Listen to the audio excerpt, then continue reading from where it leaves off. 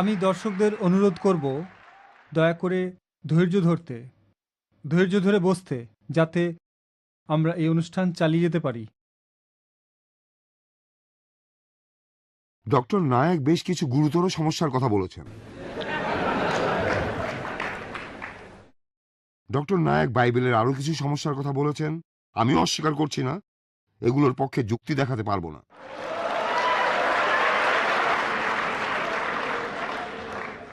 আমরা ভবিষ্যৎবাণী নিয়ে একটা গাণিতিক বিশ্লেষণ করব। এটা হলো থিওরি অফ প্রবাবিলিটি। আমরা এখানে দেখব যে হঠাৎ করে এই ভবিষ্যৎবাণীগুলো ফলে যাওয়ার সম্ভাবনা কতটুকু। ডক্টর ক্যাম্বেল 22টা সমস্যার মাত্র 2টো সমস্যার সমাধান দেওয়ার চেষ্টা করেছেন, মাত্র 2টো। তাহলে মাত্র 2টো সমস্যার সমাধান দিতে পারবেন। 6 দিনে বিশ্বজগৎ সৃষ্টি হয়েছে, আলো এসেছে প্রথম দিনে আর পৃথিবী তৃতীয় দিনে। বাকি 4টা সমস্যার কোনো সমাধান দিতে পারবেন না। ডক্টর উইলিয়াম ক্যাম্বেল ধরে নিয়েছেন দিনগুলো লম্বা সময়, আর 6টা সমস্যার মধ্যে তিনি 2টোর সমাধান করতে পেরেছেন। বাকি 4টা সমস্যা বিশ্বজগতের সৃষ্টি নিয়ে তিনি মেনে নিয়েছেন। খুব ভালো। কিং জেমস ভার্সন অথবা নতুন ইন্টারন্যাশনাল ভার্সন, যেটার কথা ডক্টর ক্যাম্বেলই বললেন, সেখানে আছে মারাত্মক বিষ পান করা, খাওয়া নয়, পান করা।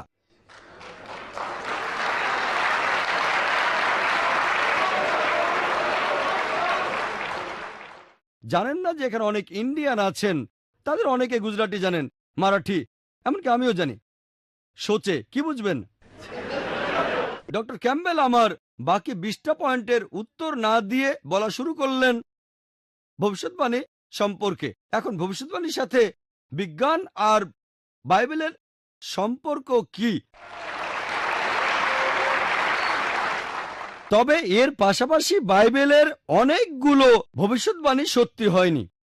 এমন অনেকগুলোর কথা আমি বলতে পারি। আমি কয়েকটার কথা বললাম। এই থিওরি অফ প্রবাবিলিটি বলে যে বাইবেল ঈশ্বরের কাছ থেকে আসেনি।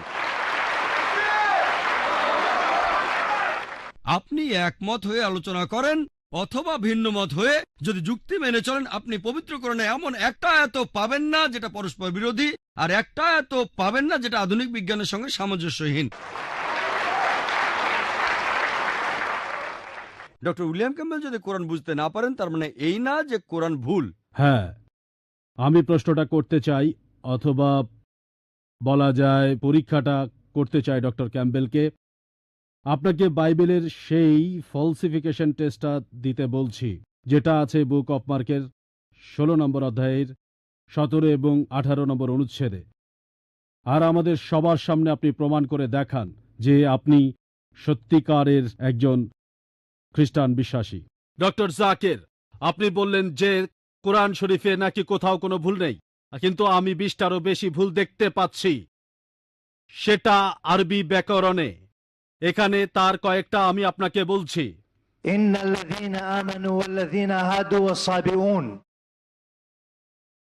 এটা আছে সূরা বাকারায় আর সূরা হাজে। এখানে কোনটা ঠিক, সাবেইন নাকি সাবেউন? এটা 1 নাম্বার। আর 2 নাম্বার হলো কোরআনে আছে। ভাই একবারে একটা প্রশ্ন করেন। হ্যাঁ, কিন্তু এছাড়াও আরো আছে। সূরা তাহার 63 নম্বর আয়াতে আছে ভুল। এটার কি ব্যাখ্যা দেবেন? আর আপনার হাতের বইটা লিখেছেন আব্দুল ফাদি। আব্দুল ফাদি ঠিক, ইজ দ্য কোরআন ইনফ্যালিয়েবল? আর আমিও দেখতে পাচ্ছি। হ্যাঁ, আলহামদুলিল্লাহ, ভালো দেখতে ভাই।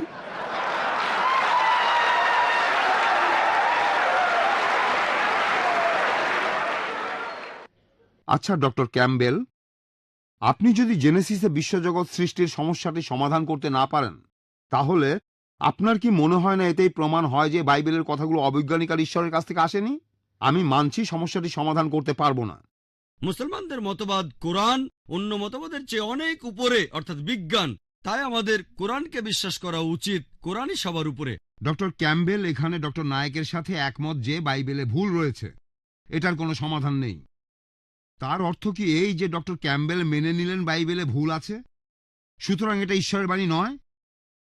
বাইবেলে এমন অনেক কথা আছে যেগুলোর ব্যাখ্যা আমি দিতে পারবো না। এই মুহূর্তে আমার কাছে কোনো ব্যাখ্যা নেই। কিভাবে ছেলের বয়স বাবার চেয়ে 2 বছর বেশি হয়? বিশ্বাস করেন, এমনকি হলিউড ফিল্মেও এমন কিছু দেখতে পাবেন না।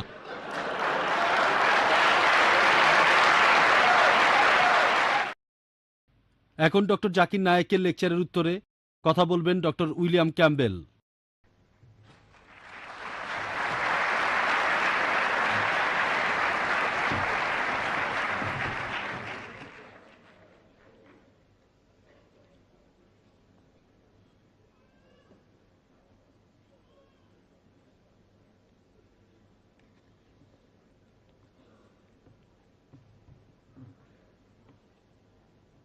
ডক্টর নায়েক বেশ কিছু গুরুতর সমস্যার কথা বলেছেন।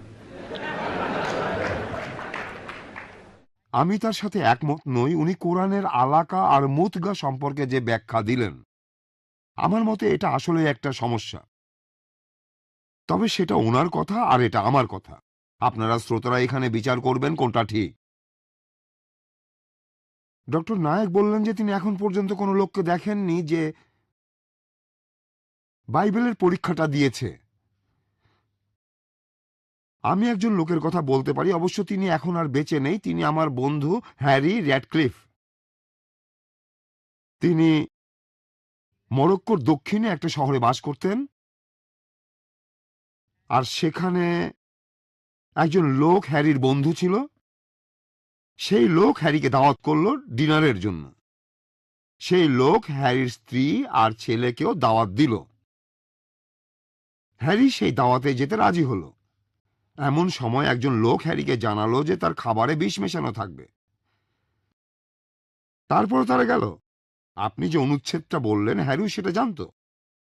হ্যারি ঠিক করলো সে যাবে, কারণ সে কথা দিয়েছে। হ্যারি দাওয়াতে গেল। লোকটা হ্যারিকে খুসখুস খেতে দিল। হ্যারি সুযোগ খুঁজছিল লোকটা বাইরে কোথাও গেলে সে প্লেটটা বদলে দেবে, কিন্তু হ্যারি কোনো সুযোগ পেল না। তাই হ্যারি সেই খাবারটাই খেয়ে ফেলল। কিন্তু হ্যারির স্ত্রী খাবার খুব একটা খেতে পারল না, আর তাদের ছেলে বাসা থেকে খেয়ে এসেছিল। কিন্তু হ্যারি সবই খেল। সেই রাতে হ্যারির পেটে খুব ব্যথা করল, মুখ দিয়ে রক্তও পড়ল, কিন্তু হ্যারি মরেনি। 2 দিন পরে হ্যারি সেই লোকের দরজায় কড়া নাড়ল। লোকটা দরজা খুলে হ্যারিকে দেখে একেবারে ফ্যাকাশে হয়ে গেল, আর হ্যারি তাকে ডিনারের জন্য ধন্যবাদ জানালো। আপনি বললেন তাই এই সম্পর্কে একটা উদাহরণ দিলাম। এরপর আপনি বললেন যে যিশুকে শুধুমাত্র পাঠানো হয়েছে ইহুদিদের জন্য। ইহুদিদের কাছে যাও, তুমি জেন্টাইলদের কাছে যেও না। কিন্তু পবিত্র কোরআনেই বলা আছে, সূরা মারিয়ামে আছে, একজন ফেরেশতা মরিয়মকে এসে বলল, 21 নম্বর আয়াতে আছে যে যীশু খ্রিস্ট মানুষের জন্য একটা নিদর্শন আর স্রষ্টার এক অনুগ্রহ। মার্কের 14 অধ্যায় 9 অনুচ্ছেদ।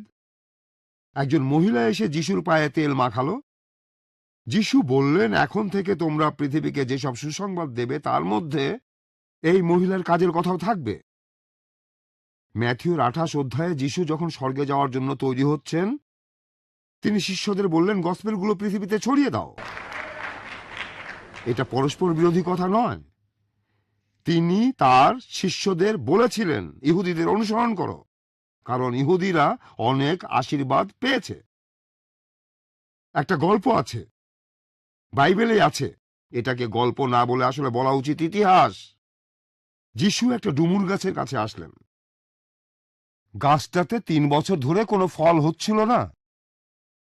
তাই লোকজন যিশুকে প্রশ্ন করল, আমরা কি গাছটা কেটে ফেলব? যিশু তখন উত্তরে বললেন যে না, গাছটাকে আরো 1 বছর পরিচর্যা করে দেখো কোনো ফল দেয় কি না। এসব আসলে রূপক কাহিনী ইসরায়েল সম্পর্কে। ইসরায়েলবাসীকে 3 বছর দীক্ষা দেওয়ার পর যিশু সেখানে আরো বছরখানেক ছিলেন। অন্য আরেকটা রূপকে আছে যে যিশু তার শিষ্যদের বললেন, তোমাদের কাছ থেকে ঈশ্বরের আশীর্বাদ কেড়ে নিয়ে জেন্টাইলদের দেয়া হবে।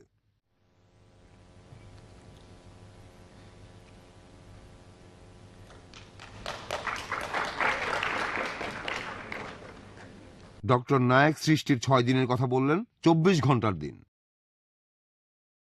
বাইবেলে যে 6 দিনের কথা বলা হয়েছে সেটা একটা লম্বা সময়ও হতে পারে, 24 ঘন্টার হতেই হবে এমন নয়। যেভাবে মরিস বুকাইলি তার লেখা বইতে লিখেছেন, আর আমার মতে এই দিনগুলো খুব লম্বা একটা সময়। ডক্টর নায়েক বাইবেলের আরো কিছু সমস্যার কথা বলেছেন। আমিও অস্বীকার করছি না, এগুলোর পক্ষে যুক্তি দেখাতে পারবো না। তবে এই কথা বলবো,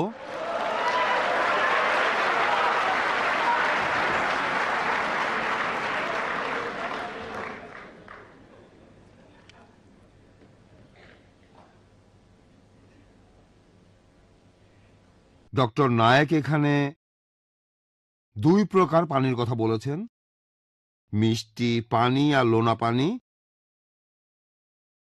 আমি ওনার এই ব্যাখ্যার সাথে একমত নই। কোরআন বলছে ঈশ্বর দুই দরিয়াকে প্রবাহিত করেছেন যারা পরস্পরের সাথে মিলিত হয়, কিন্তু তাদের মধ্যে এক অন্তরাল আছে যা তারা অতিক্রম করতে পারে না। সুতরাং তোমরা তোমাদের প্রতিপালকের কোন অনুগ্রহ অস্বীকার করবে? এখানে অন্তরালের আরবি শব্দটা হলো বারজাক, যার অর্থ বিরাম বা অন্তর বা বিরতি, বাধা, অন্তরায় বা বিরামকাল।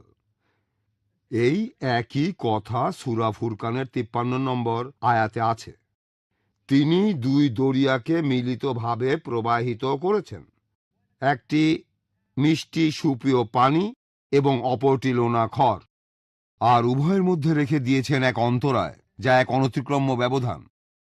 এখানে যে শব্দগুলো দিয়ে অনতিক্রম্য ব্যবধান বোঝানো হয়েছে সেই শব্দ দুইটার উৎস একটাই। আমরা এখন কোরআনের এই দুইটা আরবি শব্দকে একটু ভালোভাবে দেখব। হিজার শব্দটার অর্থ নিষেধ, নিষেধাজ্ঞা, বারণ করা, সবগুলোই খুব শক্তিশালী। আর শেষ শব্দটা এই শব্দেরই পার্টিসিপল, এই শব্দেরই পাস্ট পার্টিসিপল, অর্থ একই। তাই শব্দ ধরে কেউ এটার অনুবাদ করলে দাঁড়াবে যে সৃষ্টিকর্তা উভয়ের মধ্যে রেখে দিয়েছেন এক অন্তরায় যা সম্পূর্ণভাবে নিষিদ্ধ। ডক্টর বুকাইল এটা সংক্ষেপে আলোচনা করেছেন, আর তিনি সবশেষে স্বীকার করেছেন যে সমুদ্রে এই পানি মিশে যায়। আমার এক বিজ্ঞানী বন্ধু বলেছেন যে সমুদ্রের পানি নদীর পানি বিচ্ছিন্নভাবে আলাদা হয়ে থাকে। এই পানি দুইটা আলাদাই থাকে, তবে কোনো অন্তরায় থাকে না। থার্মোডিনামিক্স বলে সমুদ্রের লোনা পানি আর নদীর মিষ্টি পানি খুব সহজেই একে অপরের সাথে মিশে যায়। একমাত্র অন্তরায় হয় সময়। লোনা পানির সাথে মিষ্টি পানি মিশে যেতে অনেক সময় লাগে। আমি এখানে আপনাদের একটা ছোট উদাহরণ দিতে পারবো।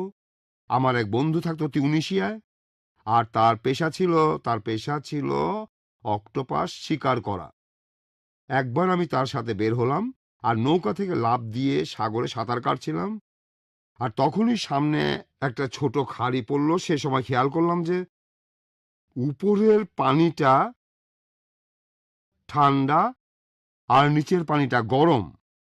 আমি ভাবলাম এটা কিভাবে হলো, উপরের পানি ঠান্ডা আর নিচের পানি গরম। এরপরেই বুঝলাম উপরের ঠান্ডা পানি এটা আসছে নদী থেকে, আর লোনা পানিটা ভারী, তাই সেটা নিচের দিকে চলে যাচ্ছে, আর ঠান্ডা মিষ্টি পানিটা রয়েছে উপরে। তাই এখানে আসলে কোনো অন্তরায় নেই।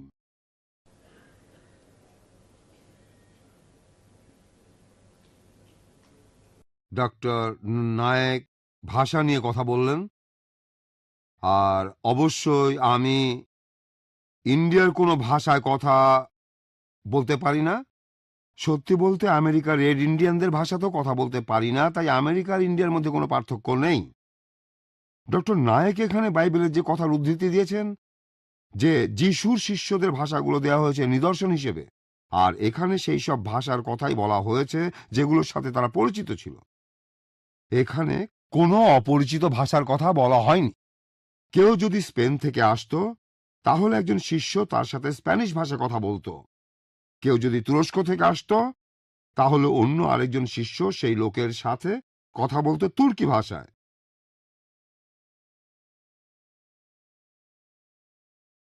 এখন আমি আপনাদের সাথে অন্য আরেকটা বিষয়ে কথা বলবো, আর সেটা হলো ডিউটারোনমিতে ঈশ্বর মুসাকে বলেছেন একজন নবীর বৈশিষ্ট্য হলো তার ভবিষ্যৎবাণী ফলে যাবে। এলাইজা এখানে দৃষ্টান্ত কোরআনের ভাষা ইলিয়াস। তিনি রাজার কাছে গিয়ে বললেন যে আমি আদেশ না দিলে বৃষ্টি হবে না। তারপর 6 মাস কোনো বৃষ্টি হলো না, 1 বছর বৃষ্টি নেই। একবার তিউনিসিয়ায় 1 বছর বৃষ্টি হয়নি, 2 বছর বৃষ্টি হলো না, 3 বছর গেল, 3.5 বছর গেল। তখন এলাইজা রাজার কাছে গেলেন আর বললেন, আমাদের প্রতিযোগিতা হোক। তারা তখন কার্মেল পাহাড়ে উঠে প্রতিযোগিতায় নামল, আর রাজা হেরে গেল। কোরআনেও আছে, নবী ইলিয়াস রাজার সাথে প্রতিদ্বন্দ্বিতায় জিতে গিয়েছিলেন। তারপর এলাইজা সেখানে হাঁটু গেড়ে বসলেন আর বৃষ্টির জন্য প্রার্থনা করলেন। তারপর বৃষ্টি হলো। এখানে এলাইজা হলেন প্রথম সাক্ষী। তিনি বলেছেন, আমার আদেশ ছাড়া বৃষ্টি হবে না। এখানে তিনিই প্রথম সাক্ষী। যখন ঈশ্বর পৃথিবীতে বৃষ্টি নামালেন, এলাইজা তখন হাঁটু গেড়ে বসেছিলেন। ঈশ্বর এখানে দ্বিতীয় সাক্ষী। আরেকটা উদাহরণ আছে আইজায়ায়, খ্রিস্টপূর্ব 750 সালে। ইহুদিদের নির্বাসনে পাঠানো হয়েছিল। ভবিষ্যৎবাণীটা ছিল তাদের নির্বাসনে পাঠানো হবে। তারপর সাইরাস তাদের ফিরিয়ে আনবে। এই সাইরাসটা আবার কে? এর 250 বছর পরে সাইরাস নামে পারস্য দেশের এক রাজা ইহুদিদের ইসরায়েলে ফেরত পাঠালেন, প্যালেস্টাইনে ফেরত পাঠালেন। আর লন্ডনের সাইরাস সিলিন্ডারেও একই কথা লেখা রয়েছে। এখন আমাদের প্রশ্ন হলো, যিশু কি ভবিষ্যৎবাণী করেছিলেন? তিনি কি অলৌকিক কিছু করেছেন? তার ভবিষ্যৎবাণী কি ফলেছিল?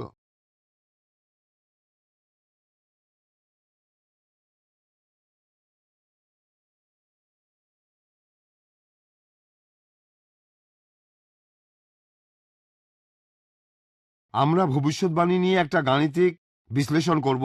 এটা হলো থিওরি অফ প্রবাবিলিটি। আমরা এখানে দেখব যে হঠাৎ করে এই ভবিষ্যৎবাণীগুলো ফলে যাওয়ার সম্ভাবনা কতটুকু। একটা উদাহরণ দেই। ধরেন ডক্টর নায়েকের 10টা শার্ট আছে, আর আমি জানি তার একটা লাল শার্টও আছে। আমি বললাম আগামীকাল উনি লাল শার্ট পরবেন। পরের দিন ঠিক তাই হলো। তখন আমি বললাম যে আমি নবী। আমার বন্ধুরা সবাই বলল যে না না, এটা হঠাৎ করে মিলে গেছে। এবার ধরেন ডক্টর স্যামুয়েল নোমানের 2 জোড়া জুতার 1 জোড়া স্যান্ডেল আছে, আর তার পরের দিন আমি বললাম যে ডক্টর নায়েক পরের দিন কোন শার্টটা পরবেন, আরও বললাম যে ডক্টর স্যামুয়েল নোমান স্যান্ডেল পরবেন। আর ডক্টর সাবিল আহমেদ, তার 5টা টুপি আছে, উনি কোন টুপিটা পরবেন সেটাও বললাম। এখন আমার সব কথাগুলোই যে হঠাৎ করে মিলে যাবে সেটার সম্ভাবনা কতটুকু? চলে গেছে। যাই হোক, ঠিক আছে। এখন গুণ করেন 1/10, গুণ 1/5, গুণ 1/3, তাহলে আপনারা পেলেন 1/150। আর এটাই হলো আমার কথাগুলো ফলে যাওয়ার সম্ভাবনা। স্লাইড প্রজেক্টরটা এবার বন্ধ করে দিন প্লিজ। মানে স্ক্রিনটা বন্ধ করেন।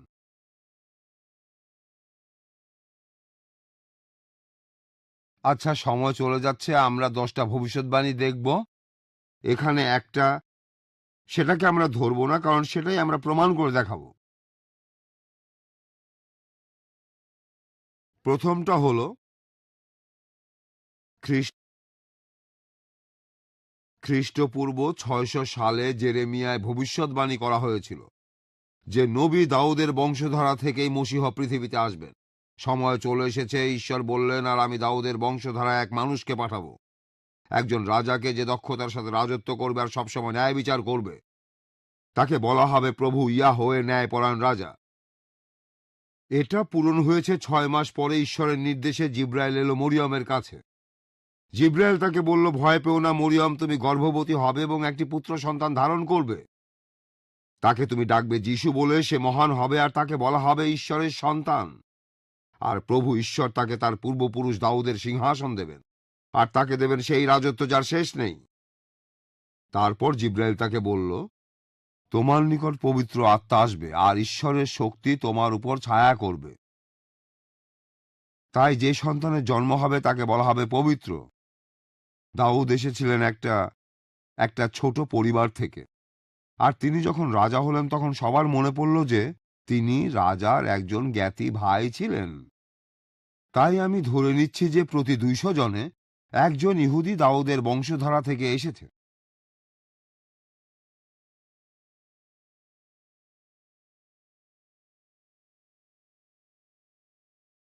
দ্বিতীয় ভবিষ্যৎবাণী, বেথেলহেমে একজন চিরজীবী রাজা জন্মগ্রহণ করবেন। মাইকা খ্রিস্টপূর্ব 750 সালে। কিন্তু তোমরা হে বেথেলহেম এফরাটা, তুমি জিহুদার সবচেয়ে ছোট শহর তোমার পরিবার অনুযায়ী, কিন্তু আমার জন্য ইসরায়েলের শাসক তোমার মধ্য থেকেই বেরিয়ে আসবে, যার উৎপত্তি প্রাচীনকাল থেকে, বহু প্রাচীনকাল থেকে। জোসেফ আর মেরি নাজারেথ শহরে থাকতেন। তখন অগাস্টাস সিজারের একটা আদেশের কারণে জোসেফ মেরিকে তার নিজের শহর বেথলেহেমে নিয়ে গেলেন। পূরণ হয়েছে এভাবে জোসেফ গ্যালিলি ছেড়ে, নাজারেথ শহর ছেড়ে জুদেয়ায় চলে আসলেন, দাউদের শহরে, যাকে বলা হতো বেথলেহেম, কারণ তিনি জন্মগ্রহণ করেছিলেন দাউদের বংশলতিকায়। আর তারা যখন সেখানে পৌঁছল, মেরি প্রথম পুত্র সন্তানের জন্ম দিলেন। এখন বেথলেহেমে জন্মানোর সম্ভাবনা কতটুকু ছিল? মাইকায়ের সময় থেকে তখন পর্যন্ত পৃথিবীতে মানুষ জন্মেছিল প্রায় 200 কোটি, আর বেথলেহেমের লোক সংখ্যা ছিল 7,000। তাই প্রতি 2,80,000-এ একজন বেথলেহেমে জন্মেছিলেন।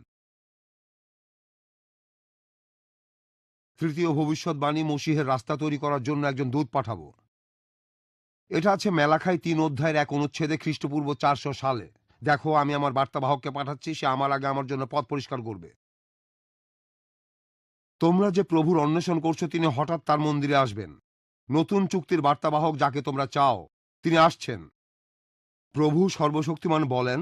আর জনের গসপেলে পরের দিন জন অব দ্য ব্যাপটিস্ট ইয়াহিয়া ভবনে জাকারিয়া যিশুকে তার কাছে আসতে দেখলেন আর বললেন, দেখো, ঈশ্বরের মেষশাবক, যিনি পৃথিবীর সব পাপ ভার নিয়ে যাবেন, ইনি সেই ব্যক্তি যার কথা আমি বলেছিলাম। আমার পরে এমন এক ব্যক্তি আসছেন যিনি আমার উপরে, কেননা তিনি আমার পূর্বেও ছিলেন। আর কোরআনেও এ কথা উল্লেখ আছে, সূরা আল ইমরানের 39 থেকে 45 নম্বর আয়াতে, যে ইয়াহিয়া আসবেন, তিনি হবেন ঈশ্বরের বাণীর সমর্থক। তার নাম হবে ঈসা মসীহ, মরিয়ম তনয়।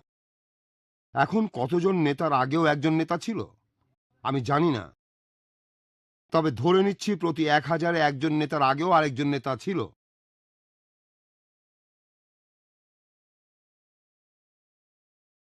চতুর্থ ভবিষ্যৎবাণী, মসীহ অনেকগুলো অলৌকিক কাজ করে দেখাবেন। আইজায়া, খ্রিস্টপূর্ব 750 সালে, যারা ভয় পাচ্ছে তাদের জানিয়ে দাও, শক্ত হও, ভয় পেও না, তোমাদের প্রভু আসবেন, তোমাদের রক্ষা করবেন। তখন অন্ধ মানুষেরা চোখে দেখতে পাবে, আর বধিররা কানে পুরোপুরি শুনতে পাবে, পঙ্গুরা হরিণের মতো নেচে উঠবে, বোবারা আনন্দে চিৎকার করে উঠবে। পূরণ হয়েছে। গসপেল বলছে, আর কোরআনও বলে, যিশু অলৌকিক অনেক কিছু দেখিয়েছেন। বাইবেলে মাত্র 4 জন নবীর কথা আছে যারা অলৌকিক কাজ করেছেন, মুসা, এলাইজা, এলাইশা, যিশু। আর শুধু যিশুই এই ভবিষ্যৎবাণীর সবগুলো অলৌকিক কাজ করে দেখিয়েছেন। মাঝে মধ্যে তার কাছে যারা এসেছে সবাইকে সুস্থ করেছেন। এখন অনেক মুসলিম বিশ্বাস করেন পৃথিবীতে 1,24,000 নবী এসেছেন। আমরা এই সংখ্যাটাই নেব আর বলবো যে যিশু এই 1,24,000 জনের মধ্যে একজন। পঞ্চম ভবিষ্যৎবাণী, সেটা হলো এইসব নিদর্শন সত্ত্বেও তার ভাইয়েরা তার বিরুদ্ধে যাবে। খ্রিস্টপূর্ব 1000 সালের সামে উল্লেখ আছে, আমি আমার ভাইদের কাছে অপরিচিত, মায়ের সন্তানের কাছে বিদেশী। আর গসপেল অব জনে আছে, তার ভাইয়েরা তাকে জুদেয়ায় চলে যেতে বলল, কারণ ভাইয়েরাও তাকে বিশ্বাস করত না। এখন প্রশ্ন হতে পারে, কতজন শাসকের পরিবার তাদের বিপক্ষে চলে যায়? অবশ্য অনেক রাজাকেই সিংহাসনচ্যুত করেছে তার আত্মীয় স্বজনরাই। তাই এখানে সংখ্যাটা বলবে 1/5, অর্থাৎ প্রতি 5 জনের মধ্যে একজন। ষষ্ঠ ভবিষ্যৎবাণী, সিয়নবাসী, তোমরা উল্লাস করো, উল্লাসে ফেটে পড়ো, উল্লাস করো জেরুজালেমবাসী, তোমরা আনন্দে চিৎকার করো, তোমাদের রাজা আসছেন। তিনি সেই ধার্মিক রাজা, সেই বিজয়ী রাজা, তিনি বিনয়ী, এবং তিনি আসবেন খচ্চরের পিঠে চড়ে। আর বুক অব জনে আছে, পরের দিন অনেক লোক খেজুরের পাতা নিয়ে তার সাথে দেখা করতে গেল আর চিৎকার করে বলল, হোসানা, ধন্য তিনি যিনি প্রভুর নামে আসছেন, তিনি ইসরায়েলের রাজা। যিশু একটা খচ্চর পেলেন আর সেটার পিঠে চড়লেন। অবশ্য যিশু যে খচ্চরের পিঠে চড়েছিলেন এটা অলৌকিক কিছু নয়, এটা একটা স্বাভাবিক ব্যাপার। তবে এখানে লোকজন এসে তার নামে প্রশংসা করে বলেছিল এবং গর্ব করে বলেছিল, ধন্য তিনি যিনি প্রভুর নামে আসছেন। কতজন শাসক জেরুজালেমে খচ্চরের পিঠে ঢুকেছেন? কতজন শাসক জেরুজালেমে খচ্চরের পিঠে করে ঢুকেছেন? এখনকার দিনে শাসক আসবেন মার্সিডিজে চড়ে। একজন শাসক, ধরে নিলাম 100 জনে একজন শাসক। সপ্তম ভবিষ্যৎবাণী, মন্দির ধ্বংস হওয়ার কথা যিশু আগেই বলেছিলেন। তিনি নিজেই এই ভবিষ্যৎবাণীটা করেছিলেন। যিশু এই কথাটা বলেছিলেন 30 খ্রিস্টাব্দের কাছাকাছি সময়ে। যিশু যখন মন্দির থেকে বের হচ্ছিলেন তখন তার একজন শিষ্য বললেন, প্রভু দেখেন কি সুন্দর পাথর আর কি সুন্দর দালান। আর যিশু বললেন, তুমি এই দালানগুলো দেখছো? এই দালানের একটা পাথরও টিকে থাকবে না, সবই ধ্বংস হয়ে যাবে। এটা পূরণ হলো প্রায় 40 বছর পরে 70 খ্রিস্টাব্দে রোমান সেনাপতি টিটাস অনেকদিন অবরোধের পর জেরুজালেম দখল করলেন। টিটাস মন্দিরের কোনো ক্ষতি করতে চাননি, কিন্তু ইহুদিরাই সেটাতে আগুন ধরিয়ে দিল। ইহুদিদের পক্ষে বিদ্রোহ করার হেরে যাওয়াটাই স্বাভাবিক ছিল, তাই সম্ভাবনাটা ধরলাম 5 ভাগের 1 ভাগ। অষ্টম ভবিষ্যৎবাণী, মসীহকে ক্রুশবিদ্ধ করা হবে। খ্রিস্টপূর্ব 1000 সালে দাউদ সামে বলেছেন, আমার চারপাশ ঘিরে রয়েছে একদল মন্দ লোক, তারা আমার হাত ও পা বিদ্ধ করে দিয়েছে। তবে দাউদ তাদের হাতে মারা যাননি, তার স্বাভাবিক মৃত্যু হয়েছিল। তার পা আর হাত বিদ্ধ করা ছিল না।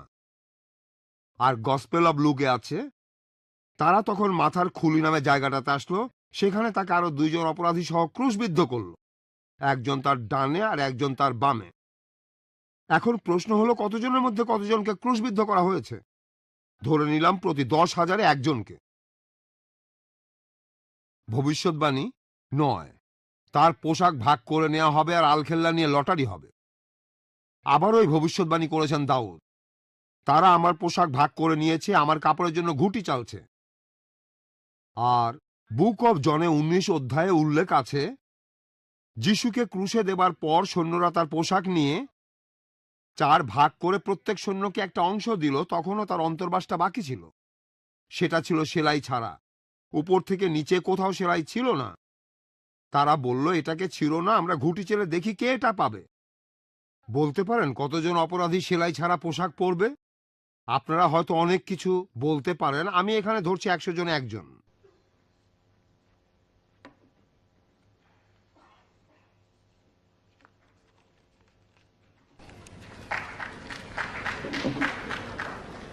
দশম ভবিষ্যৎবাণী, নিষ্পাপ হওয়া সত্ত্বেও তার মৃত্যুর সময় তিনি অসৎ আর ধনীদের মাঝে থাকবেন। আইজায় আছে খ্রিস্টপূর্ব 750 সালে তার মৃত্যু হবে এবং তাকে ধনী ও অসৎ লোকদের সাথে সমাহিত করা হয়েছিল। সে হিংস্রতা করেনি, কেউ প্রতারিত হয়নি, তাকে রীতিভঙ্গের অভিযোগে অভিযুক্ত করা হবে। আর মার্কের 15 নম্বর অধ্যায়ে আছে, তারা 2 জন দস্যুকে তার সাথে ক্রুশবিদ্ধ করেছিল। ম্যাথিউয়ের 27 অধ্যায়ে আছে, সন্ধ্যায় অ্যারিমেথিয়া থেকে এক ধনী এলো, যার নাম যোসেফ, যিশুর একজন শিষ্য। পাইলটের কাছে গিয়ে সে যিশুর মৃতদেহটা চাইল। যোসেফ একটা লিনেন চাদরে তার দেহটা জড়ালেন এবং নতুন সমাধিতে রাখলেন। এখন কতজন সাজাপ্রাপ্ত আসামি নিষ্পাপ ছিলেন? আমি এখানে ধরেছি 10 জন একজন। তারপর কতজন নিষ্পাপ আর কতজন আসামির সমাধি হয় ধনীদের সাথে? আমি এখানে ধরলাম 100 জন একজন। তাহলে এটা হবে 1000 একজন। পরবর্তী ভবিষ্যৎবাণী, তিনি মৃত অবস্থা থেকে আবার জীবিত হবেন। আইজায়ায় আছে, কারণ সে জীবিতদের দেশ থেকে বিচ্ছিন্ন হয়েছিল, আমার লোকদের পাপের জন্য সে শাস্তি পেয়েছিল। সে তার সন্তানদের মুখ দেখবে এবং দীর্ঘদিন বাঁচবে। এখানে ভবিষ্যৎবাণী করা হয়েছে যে তিনি আবার জীবিত হবেন। গসপেল অফ লুকে আছে, যিশু তাদের সবার সামনে আসলেন আর বললেন, তোমাদের শান্তি হোক। তারপর 1 করিন্থিয়ানের 15 নম্বর অধ্যায়ে সেন্ট পল বলেছেন, যিশু প্রথমে পিটারের সামনে আসলেন, তারপর 12 জনের সামনে, তারপর তিনি একই সময়ে 500 জনের বেশি জ্ঞাতি ভাইদের সামনে আসলেন, যাদের অধিকাংশই জীবিত। তারপর জেমসের সামনে, যিশুর সৎ ভাই, তারপর সব শিষ্যদের সামনে। তবে এই ব্যাপারটাকে এখন গুরুত্ব না দিলেই চলবে। এখন আমরা সম্ভাবনাটা হিসাব করব। কতজন মানুষের মধ্যে একজনের ক্ষেত্রে ফলে যাবে? এই সবগুলো অনুমানকে গুণ করলে উত্তরটা পাওয়া যাবে। এই হিসেবটা অনেক বড়, একবার দেখলে 2 গুণ 2 দশমিক 7 গুণ 10 টু দি পাওয়ার 28, 28টা শূন্য। সহজভাবে বললে এটা হবে 1 গুণ 10 টু দি পাওয়ার 28। পৃথিবীতে এই সময়ের মধ্যে যত মানুষ জন্মেছে তাদের সংখ্যা ধরা হয়েছে 8,800 কোটি। আমরা এটাকে বলবো 1 গুণ 10 টু দি পাওয়ার 11। এই সংখ্যা দুটাকে ভাগ করলে যে সংখ্যাটা পাবো সেটা হলো বর্তমান সময়ের মধ্যে এই ভবিষ্যৎবাণীগুলো হঠাৎ করে মিলে যাবে তার সম্ভাবনা। সেটা হলো 1/10⁻17। এই সংখ্যাটা হলো 1-এর পরে 17টা শূন্য। একবার কল্পনা করার চেষ্টা করুন, ধরেন আমেরিকার পুরো টেক্সাস স্টেট ঢেকে দিতে হবে কয়েনের পয়সা দিয়ে। 1 মিটার গভীর, 3 ফুট গভীরে, সেখানে একটা পয়সাতে চিহ্ন দেয়া থাকবে। তারপর আমি বললাম যে যান পুরো টেক্সাস জুড়ে পয়সা ছড়ানো আছে, চিহ্ন দেয়া পয়সাটা নিয়ে আসুন। এখানে ঠিক পয়সাটা আপনি তুলবেন তার সম্ভাবনা কতটুকু? এত কম যে সেটাকে শূন্যই বলা যায়।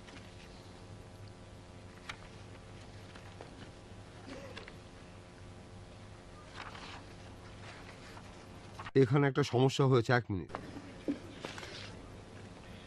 এছাড়া আরো অনেক ভবিষ্যৎবাণী আছে। এখান থেকে বোঝা যায় যে নবী দাউদ অথবা আইজায়া ছিলেন প্রথম সাক্ষী, ঈশ্বর সেটা সত্যি করেছেন, তিনি হলেন দ্বিতীয় সাক্ষী। আর ঈশ্বরের নির্দেশে যিশুর শিষ্যরা এগুলো লিখে রেখেছেন। এটাই প্রমাণ করে যে বাইবেল ঈশ্বরের বাণী ইয়াহওয়ে এলোহিমের কাছ থেকে এসেছে। গসপেল বলছে যিশু ঈশ্বরের কাছ থেকে এসেছেন আর আমাদের পাপের জন্য শাস্তি ভোগ করছেন, এটা শুভ সংবাদ। কোরআনে আছে নিষ্ঠুর সংবাদ।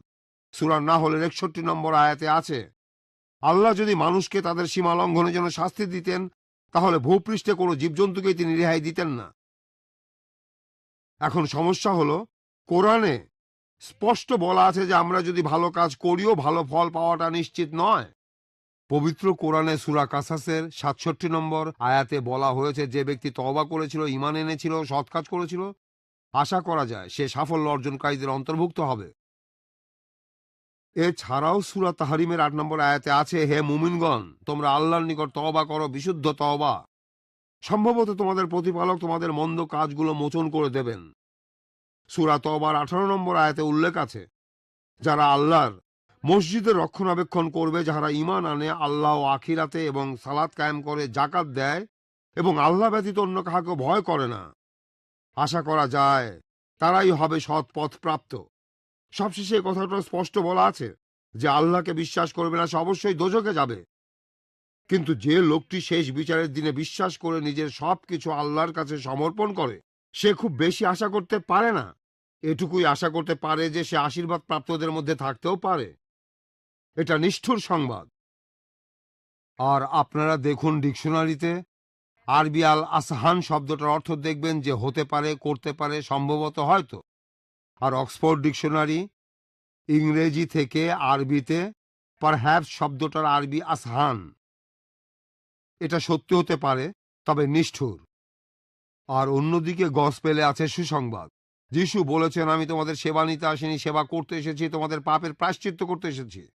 আর এছাড়াও সেন্ট পল বলেছেন, তুমি যদি মুখে যিশুকে প্রভু বলে স্বীকার করো এবং বিশ্বাস করো যে ঈশ্বর তাকে মৃত থেকে জীবিত করেছেন, তাহলে তুমি পরিত্রাণ পাবে, নিশ্চিত। এটা খুবই সুন্দর শুভ সংবাদ। ভবিষ্যৎবাণীগুলো সত্যি হয়ে যাওয়াই এটার প্রমাণ।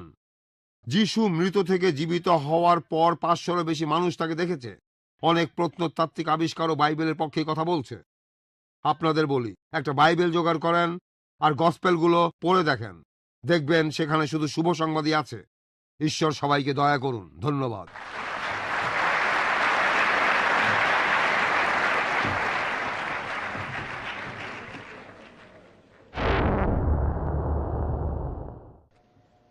এবারে আমি আমন্ত্রণ জানাবো ডক্টর ক্যাম্বেলের কথার উত্তর দিতে ডক্টর জাকির নায়েককে।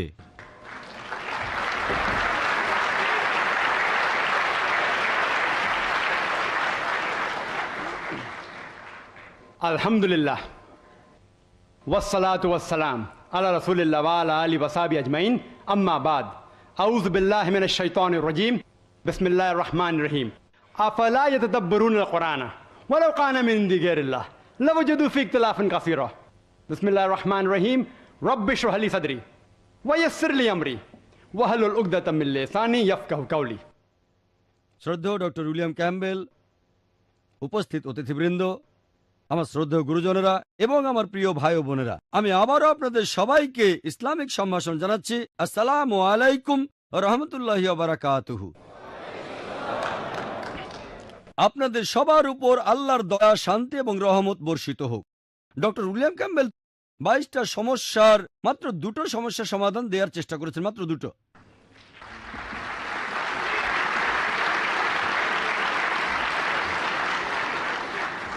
প্রথম সমস্যার উত্তরে তিনি বললেন যে তার মতে বাইবেলে যে দিনের কথা বলা হয়েছে সেটা নাকি অনেক লম্বা একটা সময়। আমি আগে আমার লেকচারে বলেছি, যদি আপনি ধরে নেন কোরআনের মতো এখানেও দিনগুলো লম্বা সময়, তাহলে মাত্র দুটো সমস্যার সমাধান দিতে পারবেন।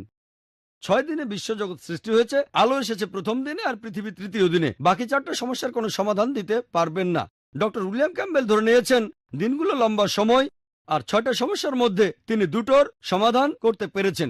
বাকি 4টা সমস্যা বিশ্বজগতের সৃষ্টি নিয়ে তিনি মেনে নিয়েছেন। খুব ভালো। বললেন এগুলোর উত্তর দেওয়া কঠিন। দ্বিতীয় সমস্যাটার উত্তরে বললেন গসপেল অফ মার্কে সেই পরীক্ষার ব্যাপারে 16 নম্বর অধ্যায়ের 17-18 নম্বর অনুচ্ছেদে, আর বললেন যে তার এক বন্ধু যার নাম হ্যারি, তারপরে কি যেন মরক্কোতে তিনি খেলেন খুসখুস। বাইবেল বলছে কিং জেমস ভার্সন অথবা নতুন ইন্টারন্যাশনাল ভার্সন, যেটার কথা ডক্টর ক্যাম্বেলই বললেন, সেখানে আছে মারাত্মক বিষ পান করা, খাওয়া নয়, পান করা।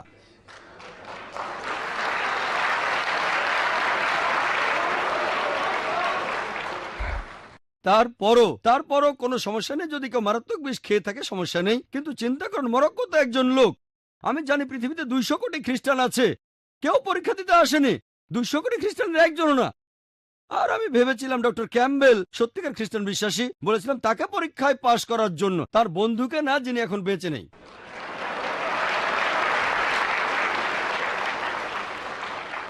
আর তিনি বললেন মুখ থেকে রক্ত বেরিয়েছিল। ডক্টর উইলিয়াম ক্যাম্বেল আর আমি ডাক্তার হিসেবে ভালো করেই জানি যে বিষ খেলে রক্ত বের হয়, আর অনেক বিষ খাওয়া রোগীকে তো সুস্থ করেছে। এটা আর এমন কি, পরীক্ষা হলো আপনাকে সামনে এগিয়ে এসে এগুলো করতে হবে। আর তাছাড়াও আপনি বিদেশি ভাষায় কথা বলতে পারবেন। ডক্টর উইলিয়াম ক্যাম্বেল বললেন যে সে সময় আপনারা যদি মার্কের 16 নম্বর অধ্যায়ে দেখেন, সে সময়ের লোকেরা তারা বিভিন্ন ভাষায় কথা বলতো, বিদেশি ভাষা। ডক্টর উইলিয়াম ক্যাম্বেল জানেন না যে এখানে অনেক ইন্ডিয়ান আছেন, তাদের অনেকে গুজরাটি জানেন, মারাঠি, এমনকি আমিও জানি। সোচে কি বুঝবেন যদি আমি অন্য কোনো ভাষায় বলি? নির্কুট, তামিল? উত্তর নেই। বিদেশি ভাষা নির্কুট, এখানে কেউ তামিল আছেন? অথবা মালায়ালাম, ওয়েলাম? হ্যাঁ, খুব ভালো। আপনি কি খ্রিস্টান? আমি আপনাকে জিজ্ঞেস করছি, আপনি মুসলিম? যা হোক, ঠিক আছে, এই পরীক্ষাটা খ্রিস্টান বিশ্বাসীদের জন্য ছিল। এখানে অনেকেই বিদেশি ভাষায় কথা বলতে জানেন। এখানে আপনাকে তাদের সাথে কথা বলতে হবে, যেমন আপনার নাম কি, কেমন আছেন, অথবা আরবিতে কাইফা হালুকা, আপনি কেমন আছেন। নতুন ভাষা যেটা আপনি জানেন না। এভাবে আমাকে প্রমাণ দেন। এখন পর্যন্ত একজন খ্রিস্টানকেও পাইনি যে আমার সামনে এটা পাশ করেছে, একজনও না। আমার সাথে হাজারো খ্রিস্টানে দেখা হয়েছে, আর এখন হলো 1001 ডক্টর ক্যাম্বেলের সঙ্গে দেখা হওয়ার পর। মাত্র দুটো সমস্যার উত্তর দিয়েছেন। ডক্টর ক্যাম্বেল আমার বাকি 20টা পয়েন্টের উত্তর না দিয়ে বলা শুরু করলেন ভবিষ্যৎবাণী সম্পর্কে। এখন ভবিষ্যৎবাণীর সাথে বিজ্ঞান আর বাইবেলের সম্পর্ক কি? ভবিষ্যৎবাণী যদি পরীক্ষা হয়, তাহলে নস্ট্রাডামাসের বই সবচেয়ে সেরা বই। নস্ট্রাডামাসের বইকে সেরা ধর্মগ্রন্থ বলা হতো, কিন্তু তা হয়নি। তিনি বলেন থিওরি অফ প্রবাবিলিটির কথা। থিওরি অফ প্রবাবিলিটি বলতে কি বোঝানো হয়, সেটা দিয়ে কিভাবে বিজ্ঞানের মাধ্যমে কোরআনকে পরীক্ষা করবেন, সেটা জানতে ভিডিও ক্যাসেট দেখুন, is the Quran God's word. আপনারা বাইরে কিনতে পারবেন। আমি পরিষ্কারভাবে দেখিয়েছি কিভাবে প্রবাবিলিটি থিওরি প্রয়োগ করবেন। ডক্টর ক্যাম্বেল ভবিষ্যৎবাণীর হিসেব করে দেখালেন। আমি আপনাদের দেখাতে পারি যে ওনার হিসেবটা ভুল, সেটা করতে চাই না। আমি তর্কের খাতিরে মেনে নিলাম যে তিনি ঠিক, একমত হয়ে আলোচনা করছি। উনি যে হিসেবটা দেখিয়েছেন সেটা ঠিক আছে, তর্কের খাতিরে মানলাম। তবে এর পাশাপাশি বাইবেলের অনেকগুলো ভবিষ্যৎবাণী সত্যি হয়নি। এমন অনেকগুলোর কথা আমি বলতে পারি, যেমন ধরেন জেনেসিসের 4 নম্বর অধ্যায় 12 নম্বর অনুচ্ছেদে বলা আছে ঈশ্বর কাইনকে বলেন তোমরা কখনো স্থায়ী হতে পারবে না, তোমরা হবে যাযাবর। এরপর জেনেসিসের 4 নম্বর অধ্যায় 17 নম্বর অনুচ্ছেদে আছে কেইন একটা শহর বানালো, ভুল ভবিষ্যৎবাণী। বুক অফ জেরেমিয়া 36 নম্বর অধ্যায় 30 নম্বর অনুচ্ছেদে আছে যে জোয়াকিম অর্থাৎ জোয়াচিনের বাবা অন্য কেউ তার সিংহাসনে বসতে পারবে না। দাউদের সিংহাসনে জোয়াকিমের পর কেউ বসতে পারবে না। 2 কিংসের 24 নম্বর অধ্যায় 6 নম্বর অনুচ্ছেদ বলছে যে জোয়াকিম মারা যাওয়ার পর জোহাচিন সিংহাসনে বসেন। ভুল ভবিষ্যৎবাণী মাত্র একটা দিয়েই প্রমাণ করা যায় এটা ঈশ্বরের বাণী নয়। আমি অনেকগুলোর কথা বলতে পারি। বুক অব ইজেকিয়েল 26 নম্বর অধ্যায়ে আছে নেবুসাদনেজার টায়ার শহরটা ধ্বংস করবেন, কিন্তু আমরা জানি আলেকজান্ডার দ্য গ্রেট টায়ার শহরটা ধ্বংস করেন। ভুল ভবিষ্যৎবাণী। আইজায়ার 7 নম্বর অধ্যায় 14 নম্বর অনুচ্ছেদ একজনের জন্ম নিয়ে ভবিষ্যৎবাণী আছে। কুমারীর গর্ভে তার জন্ম হবে, তাকে বলা হবে ইমানুয়েল। খ্রিস্টানরা বলে এখানে নাকি যীশু খ্রিস্টের কথা বলা হয়েছে। কুমারীর গর্ভে জন্ম হবে, এখানে হিব্রু শব্দটা আমলা, এর অর্থ কুমারী না, যুবতী নারী। কুমারী শব্দটা হিব্রু ভাষায় হবে বেথুলা, এখানে সেটা নেই। তারপরে মেনে নিলাম, একমত হয়ে আলোচনা করছি, মেনে নিলাম কুমারী। কুমারী সমস্যা নেই, এখানে আছে তাকে বলা হবে ইমানুয়েল। বাইবেলের কোন জায়গায় যীশু খ্রিস্টকে ইমানুয়েল বলে কখনো ডাকা হয়নি। ভবিষ্যৎবাণী ভুল। আমি এখানে অনেকগুলো ভুল ভবিষ্যৎবাণীর কথা বলতে পারি, একটা দিয়ে প্রমাণ করা যায় যে বাইবেলে ভুল আছে। আমি কয়েকটার কথা বললাম। এই থিওরি অফ প্রবাবিলিটি বলে যে বাইবেল ঈশ্বরের কাছ থেকে আসেনি।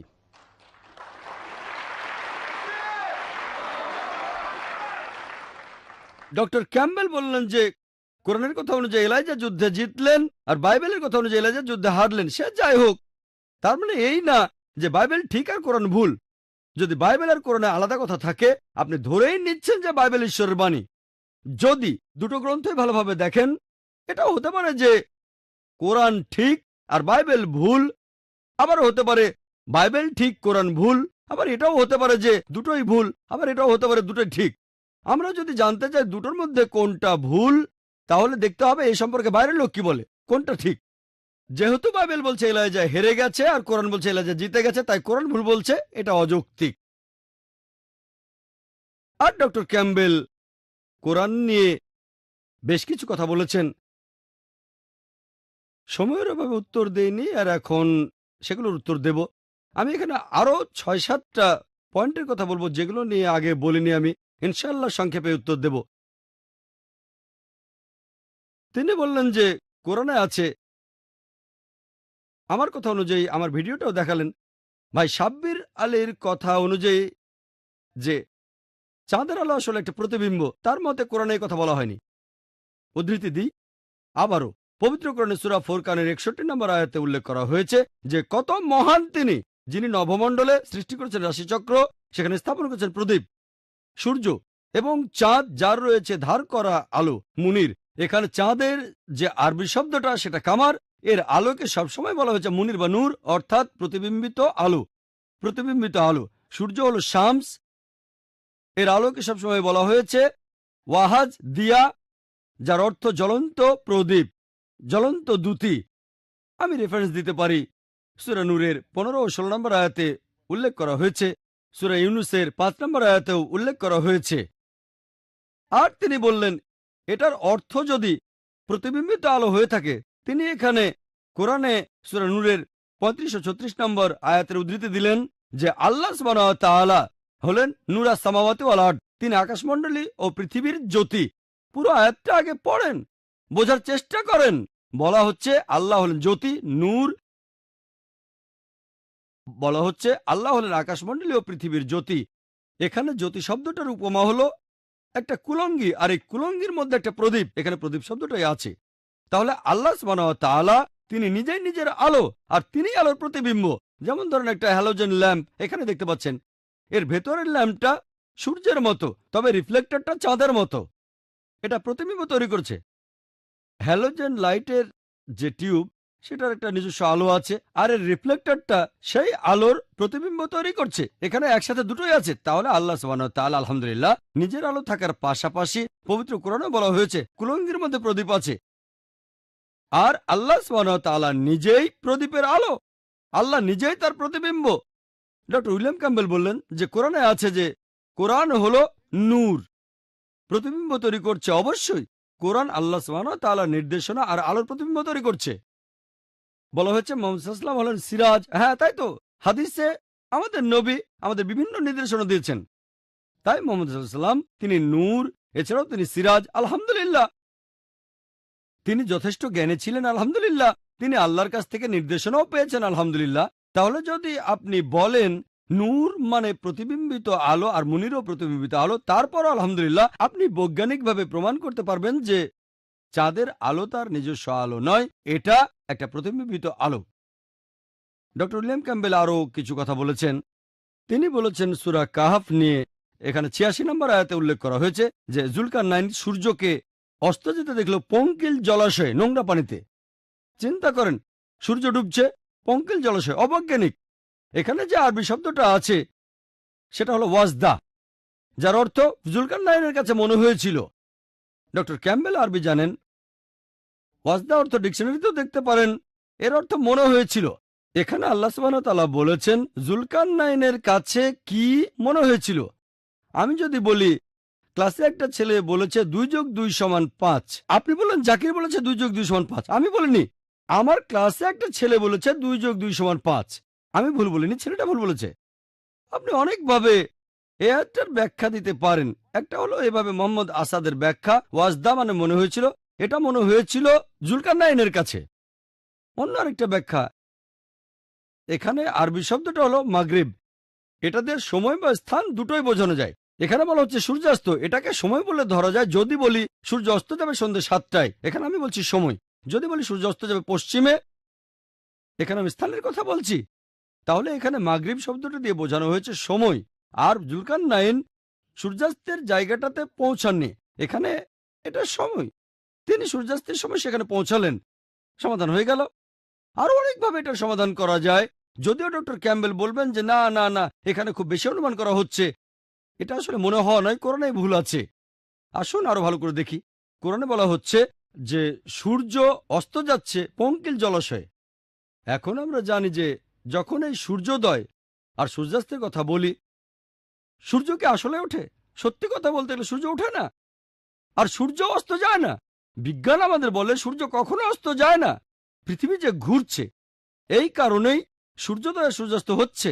কিন্তু তারপরও আপনারা খবরের কাগজে দেখতে পাবেন লেখা থাকে সূর্যোদয় ভোর 6টায়, অস্ত যাবে সন্ধ্যে 7টায়। ও, খবরের কাগজ ভুল বলছে, অবৈজ্ঞানিক।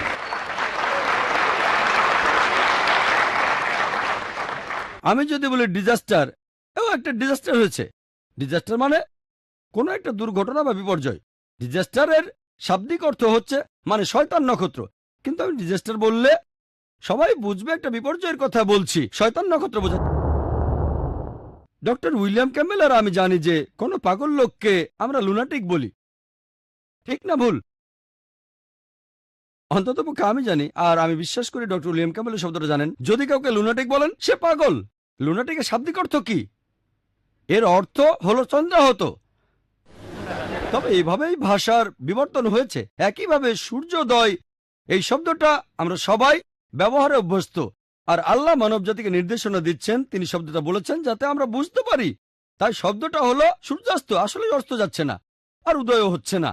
তাহলে এভাবে ব্যাখ্যা করে পরিষ্কারভাবে বোঝানো যায় যে এই কথাটা পবিত্র কোরআনের সূরা কাহাফের ৮৬ নম্বর আয়াতে বিজ্ঞানের সাথে সামঞ্জস্যহীন কিছু কথা বলা হয়নি। এভাবে আমরা মানুষরা কথা বলে অভ্যস্ত। ডক্টর ক্যাম্বেল বললেন সূরা ফুরকানের ৪৫ ও ৪৬ নম্বর আয়াতে উল্লেখ করা হয়েছে যে আল্লাহ ছায়াকে লম্বা ও প্রসারিত করেন, তিনি এটাকে স্থির রাখতে পারতেন। সূর্য এটার নির্দেশক। আর তার বইয়ে তিনি বলেছেন সূর্যকে নড়াচড়া করে। এই আয়াতের কোথায় সেটা বলা আছে? সূরা ফুরকানের ৪৫ ও ৪৬ নম্বর আয়াতে স্পষ্ট করে লেখা আছে সূর্য গতিশীলের কথা বলা হয়নি। তিনি তার বইয়ে লিখেছেন, আমরা এটা প্রাইমারি স্কুলে পড়েছি, আর ওনার লেকচারও বললেন পৃথিবী যে ঘুরছে এই কারণেই আমাদের ছায়া কখনো বড় আর কখনো ছোট হচ্ছে। তবে কোরআনে বলা হচ্ছে যে সূর্য হলো এর নির্দেশক। আজকের দিনে যে লোকটা প্রাইমারি স্কুলও পাশ করেনি, সেও জানে যে ছায়া হচ্ছে সূর্যের কারণে। এমনকি যে লোকটা কখনো স্কুলে যায়নি, সেও জানে সূর্যের কারণে ছায়া তৈরি হয়। তাহলে কোরআন ঠিকই বলছে। এখানে বলা হচ্ছে না যে সূর্য গতিশীল, সেজন্য ছায়া তৈরি হয়। উনি কোরআনের মধ্যে নিজের কথা ঢোকাচ্ছেন। সূর্য এটা নির্দেশক, নির্দেশ দিচ্ছে ছায়াকে। সূর্যের আলো না থাকলে আমরা ছায়া পাবো না। এই লাইটে অবশ্য ছায়া পড়বে, সেটা আলাদা কথা। তবে এখানে সেই ছায়ার কথা বলা হচ্ছে যে ছায়াটা আকার পরিবর্তন করে, লম্বা আর ছোট হয়। ডক্টর উইলিয়াম ক্যাম্বেল সুলাইমানের মৃত্যু নিয়ে বললেন পবিত্র কোরআনে সূরা সাবার 12 থেকে 14 নম্বর আয়াত উল্লেখ করে বললেন, চিন্তা করেন একজন লাঠিতে ভর দিয়ে আছে আর মারা গেল কিন্তু কেউ টের পেল না, ইত্যাদি। অনেকভাবে এটার ব্যাখ্যা দেওয়া যায়। 1 নম্বর পয়েন্ট, সুলাইমান আলাইহিস সালাম আল্লাহর নবী ছিলেন। এটা একটা অলৌকিক কাজ হতে পারে। যখন বাইবেল বলছে যে যীশুখ্রিস্ট বা ঈসা আলাইহিস সালাম মৃতকে জীবিত করতে পারতেন, তিনি কুমারী মায়ের গর্ভে জন্মেছিলেন, কোনটা চিন্তা করা বেশি কঠিন? কুমারীর গর্ভে জন্ম নেয়া, মৃত মানুষকে জীবিত করা, নাকি লাঠির উপর ভর দিয়ে অনেক সময় পার করা? কোনটা বেশি কঠিন? যখন আল্লাহ যীশু খ্রিস্টের মাধ্যমে অলৌকিক কাজ দেখাতে পারেন, তাহলে সুলাইমানের মাধ্যমে দেখাতে পারবেন না কেন? মুসা নবী সাগর ভাগ করেছিলেন, তিনি লাঠি ছুঁড়ে মারলে সেটা সাফ হয়ে যেত। বাইবেলে এই কথাটা করানো আছে। আল্লাহ এত কিছু করতে পারলে কেন একজন মানুষকে লাঠি ভরে রাখতে পারবেন না? যাই হোক, আরো অনেকভাবে এটার উত্তর দিতে পারি। কোরআনের কোথাও বলা নেই যে সুলাইমান আলাইহিস সালাম লাঠিতে ভর দিয়েছিলেন অনেক লম্বা সময়, কোথাও বলা হয়নি। এখানে বলা হয়েছে যে মাটির পোকা, হতে পারে পিঁপড়া বা অন্য কোনো পোকা, লাঠিটা খাচ্ছিল। আর এমনও হতে পারে সুলাইমান আলাইহিস সালাম তিনি মারা গেছেন, আর তখন কোনো পোকা লাঠিটা খেয়ে ফেলায় তিনি পড়ে গেলেন। তবে ধরেন আমি কোরআনের সাথে ভিন্ন মত হয়ে আলোচনা করছি, কারণ আপনি একমত হয়ে অথবা ভিন্ন মত হয়ে আলোচনা করেন। আমি কোরআন একটা আয়াত বলেছিলাম, সূরা নিসার 82 নম্বর আয়াতে উল্লেখ করা হয়েছে, أفلا يتدبرون القرآن ولو كان من عند غير الله لوجدوا فيه اختلافا كثيرا। তবে কি তারা কোরআন সম্বন্ধে অনুধাবন করে না? এটা যদি আল্লাহ ব্যতীত অন্য কারণে উঠতে আসতো, তাহলে এতে অনেক অসঙ্গতি থাকতো। আপনি একমত হয়ে আলোচনা করেন অথবা ভিন্ন মত হয়ে যদি যুক্তি মেনে চলেন, আপনি পবিত্র কোরআনে এমন একটা আয়াত পাবেন না যেটা পরস্পর বিরোধী, আর একটা আয়াত পাবেন না যেটা আধুনিক বিজ্ঞানের সঙ্গে সামঞ্জস্যহীন। ডক্টর ক্যাম্বেলের কথা মেনে নিলাম যে সুলাইমান লম্বা সময় দাঁড়িয়েছিলেন। উত্তরটাও এই আয়াতগুলোতে আছে যে যখন সুলাইমান আলাইহিস সালাম পড়ে গেলেন, জিনরা তখন বলল যে যদি তারা জানতো যে সুলাইমান আলাইহিস সালাম মারা গেছেন, তাহলে তারা এই শাস্তি ভোগ করত না। এর অর্থ হলো যে এমনকি জিনেরাও, তাদেরও ইলমে গায়েব নেই, তারাও অদৃশ্য জানতে পারে না। জিনেরা নিজেদের অনেক বড় মনে করেছিল, আল্লাহ তাদের বুঝিয়ে দিলেন যে এমনকি তাদেরও, জিনদেরও ইলমে গায়েব নেই। ডক্টর ক্যাম্বেল এরপর বলেছেন দুই তৈরি হওয়া নিয়ে। সূরা নাহলের 66 নম্বর আয়াতের কথা বলেছেন, প্রথম যে লোক রক্তের সঞ্চালন নিয়ে কথা বলেছেন তিনি ইবনে নাফিস, কোরআন নাজিল হওয়ার 600 বছর পরে। আর এর 400 বছর পরে উইলিয়াম হার্ভে এই জ্ঞানটা পশ্চিমে নিয়ে এলেন, অর্থাৎ কোরআন নাজিল হওয়ার 1000 বছর পরে। আমরা যে খাবার খাই সেগুলো অন্ত্রে যায়, আর অন্ত্র থেকে খাবার শরীরের বিভিন্ন স্থানে যায়, রক্তের মধ্যেও যায়, আবার অনেক সময় লিভারের মধ্যেও যায়। খাবার এখান থেকে স্তন গ্রন্থিতেও যায়, আর সেখান থেকে দুধ উৎপন্ন হয়। পবিত্র কোরআনের ভেতরে আধুনিক বিজ্ঞানের এই কথাটা সংক্ষেপে সূরা নাহলের 66 নম্বর আয়াতে উল্লেখ করা হয়েছে যে অবশ্যই গবাদি পশুর মধ্যে তোমাদের জন্য শিক্ষা রয়েছে, তোমরা সেটাই পান করবে যা উহাদের উদরে অবস্থিত। তাদের উদরস্থিত গোবর এবং রক্তের মধ্যে হতে তোমাদেরকে পান করায় বিশুদ্ধ দুধ, যা পানকারীদের জন্য সুস্বাদু। আলহামদুলিল্লাহ, আমরা কিছুদিন আগে জানতে পেরেছি, বিজ্ঞানে কিছুদিন আগে মানে 50 বছর আগে, 100 বছর আগে কোরআনে এই কথাগুলো বলা হয়েছে। 1400 বছর আগে পবিত্র কোরআনে সূরা মুমিনুনের 21 নম্বর আয়াতে একই কথার উল্লেখ আছে। ডক্টর উইলিয়াম ক্যাম্বেল পশু পাখির সম্প্রদায় নিয়েও কিছু কথা বললেন। সূরা আনামের 38 নম্বর আয়াতে বলা হয়েছে, ভূপৃষ্ঠে বিচরণকারী এমন জীব নেই অথবা নিজ ডানার সাহায্যে এমন কোনো পাখি উড়ে না যারা তোমাদের মতো একটা সম্প্রদায়। আর ডক্টর উইলিয়াম ক্যাম্বেল বললেন, স্ত্রী মাকড়সা পুরুষ মাকড়সাকে মেরে ফেলে। আমরা কি মেরে ফেলি? সিংহ এটা করে, হাতি ওটা করে। তিনি এখানে ব্যবহারের কথা বলছেন, কোরআন এখানে ব্যবহারের কথা বলছে না। ডক্টর উইলিয়াম ক্যাম্বেল যদি কোরআন বুঝতে না পারেন, তার মানে এই না যে কোরআন ভুল। কোরআন বলছে তারা সম্প্রদায়ে বসবাস করে, তার অর্থ জীবজন্তু আর পশু পাখি দলবদ্ধ হয়ে থাকে, সমাজবদ্ধ হয়ে, আমাদের মানুষদের মতো। এখানে কোনো ব্যবহারের কথা বলা হয়নি।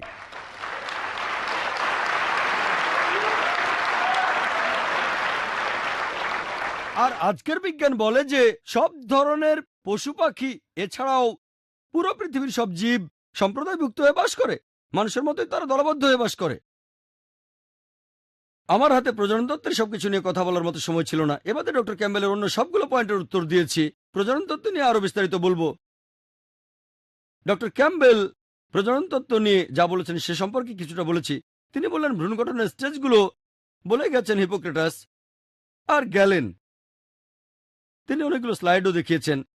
এখানে কথা হলো, যদি কেউ কোনো কথা বলে যেটার সাথে কোরআনের মিল আছে, তার মানে এই না যে কোরআন সেখান থেকে নকল করা হয়েছে।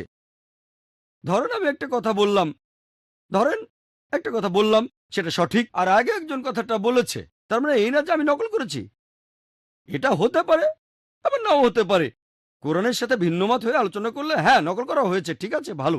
তবে ভালো করে দেখেন, কোরআন হিপোক্রেটাসের সেই কথাগুলো নেয়নি যেগুলো ভুল। আপনি যদি নকল করেন তাহলে সবগুলো নকল করবেন, এটাই স্বাভাবিক। যদি না তিনি বিজ্ঞানী হন, আচ্ছা ঠিক আছে ও কথা, ও এটা ভুল, এটা নকল করব না, এটা ঠিক আছে নকল করি। হিপোক্রেটাস আর গ্যালেনের স্টেজগুলো পুরোপুরি কোরআনের সাথে মেলে না। হিপোক্রেটাস আর গ্যালেন জোকের মতো কোনো জিনিসের কথা বলেননি, তারা মুদ্গা নিয়ে কোনো কথাই বলেননি, একটা কথা বলেননি। হিপোক্রেটাস আর গ্যালেন সে সময় বলেছিলেন যে এমনকি নারীদের শুক্র নির্গত হয়। আর কে বলেছে? বাইবেল এই কথা বলেছে। আপনারা বাইবেল পড়লে দেখবেন বুক অব লেভিটিকাস 12 নম্বর অধ্যায়ের 1 ও 2 অনুচ্ছেদে আছে যে নারীদের শুক্র নির্গত হয়। তাই আসলে বাইবেল হিপোক্রেটাস থেকে নকল। এছাড়া বুক অব জবে আছে 10 নম্বর অধ্যায় 9 নম্বর ও 10 নম্বর অনুচ্ছেদ বলছে, আমি মানুষকে সৃষ্টি করেছি কাদা থেকে, যেমন দুধ ঢেলে দিয়ে পনির বের করে আনি। দুধ ঢেলে পনির বের করে আনা, আর এই কথাটা নকল করা হয়েছে হিপোক্রেটাস থেকে। কেন নকল করা? কারণ ঈশ্বর নিশ্চয়ই কথা বলেননি, এ কথাটা অবৈজ্ঞানিক। এটা বলেছেন হিপোক্রেটাস আর গ্যালেন। গ্রিকরা বলতো যে মানুষ তৈরি হয়েছে পনিরের মতো করে, আর বাইবেলে কোথায় নকল করেছে। তবে কোরআন আলহামদুলিল্লাহ, যদি প্রজনন তত্ত্বের বইগুলো ভালোভাবে পড়েন, ডক্টর কিথ মুর তিনিও বলেছেন হিপোক্রেটাস আর গ্যালেনের মতো আরো অনেকে প্রজনন তত্ত্বের ব্যাপারে অনেক অবদান রেখেছেন প্রথম দিকে, এমনকি অ্যারিস্টটলও রেখেছেন। অনেকে ঠিক বলেছেন, অনেকে ভুল বলেছেন। তারপর ডক্টর মুর আরো বলেছেন এরপর মধ্যযুগে অথবা যখন আরবরা সবচেয়ে উন্নত ছিল, কোরআন তখনও অতিরিক্ত কিছু কথা বলেছে। যদি কোরআন পুরোটাই নকল হয়ে থাকে তাহলে ডক্টর কিথ মুর তার বইয়ে কোরআনের প্রশংসা করবেন?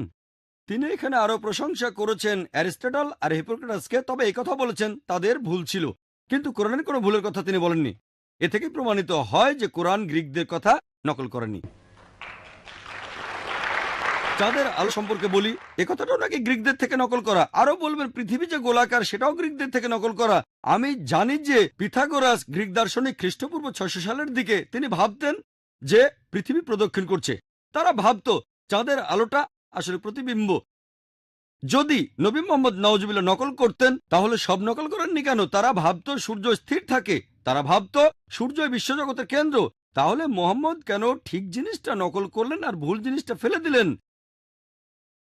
এটাই প্রমাণিত হয় যে মোহাম্মদ সাল্লাল্লাহু আলাইহি সাল্লাম নকল করেননি। ডক্টর ক্যাম্বেল একটা লিস্ট দিয়েছেন যে প্রথমে গ্রিক থেকে সিরিয়াক, সিরিয়াক থেকে আরবি, সে এক বিশাল গবেষণা। কোরআনের মাত্র একটা আয়াত দিয়ে প্রমাণ করা যায়। পবিত্র কোরআনে সূরা আনকাবুতের 48 নম্বর আয়াতে উল্লেখ করা হয়েছে যে তুমি তো এর আগে কোনো কিতাব পাঠ করনি এবং তোমার নিজের হাতে কোনো কিতাবও লেখনি। আর যদি এরকম হতো তাহলে মিথ্যাচারীরা সন্দেহ পোষণ করত নবী মোহাম্মদ ছিলেন উম্মি, তিনি ছিলেন নিরক্ষর। ইতিহাসের এই সত্যটা দিয়ে প্রমাণ করা যায় যে তিনি কোনো জায়গা থেকে চুরি করেননি। যথেষ্ট। চিন্তা করেন, যে বিজ্ঞানী খুবই শিক্ষিত তিনিও এই কাজ করতে পারেন না, কিন্তু সর্বশক্তিমান আল্লাহ তার শেষ নবীকে বানিয়েছেন একজন উম্মি, যাতে করে মিথ্যাচারীরা সন্দেহ না করে। যারা ইসলামের বিরুদ্ধে বই লেখে তারা মুখ খুলতে পারে না, নবীজি উম্মি ছিলেন। আর বাইবেল সম্পর্কে আমি আরো কিছু কথা বলতে পারি।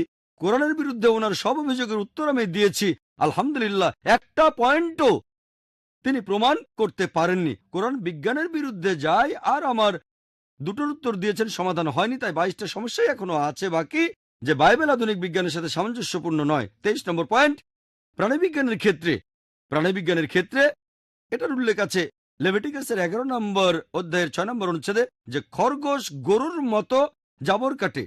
আগেকার দিনে মানুষ এমনটাই জানতো, এখন আমরা জানি যে খরগোশ জাবর কাটে না, আর খরগোশের পাকস্থলীতেও কোনো প্রকোষ্ঠ নেই।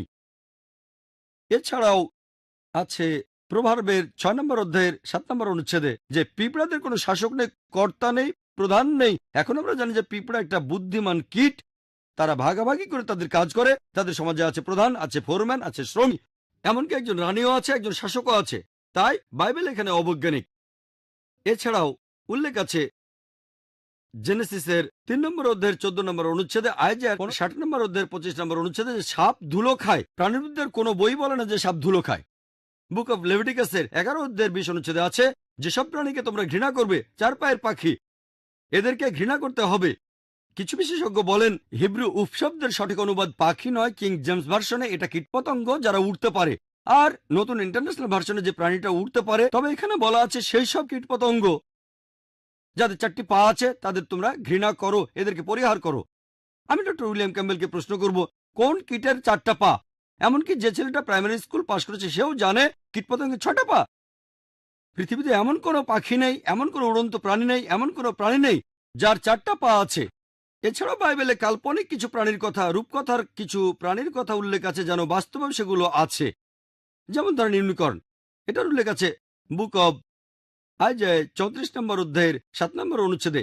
ইউনিকর্নের কথা বলা হয়েছে যেন সেগুলো আসলেই আছে। ডিকশনারিতে দেখবেন ইউনিকর্ন হলো সেই প্রাণী যার ঘোড়ার মতো শরীর আর মাথায় একটা শিং। এমন কোনো প্রাণী বাস্তবে নেই। আমার সময় প্রায় শেষ। আমার কথায় যদি খ্রিস্টান ভাই বোনদেরকে আহত হয়ে থাকেন সেজন্য ক্ষমা চাচ্ছি। আমার উদ্দেশ্য সেটা ছিল না।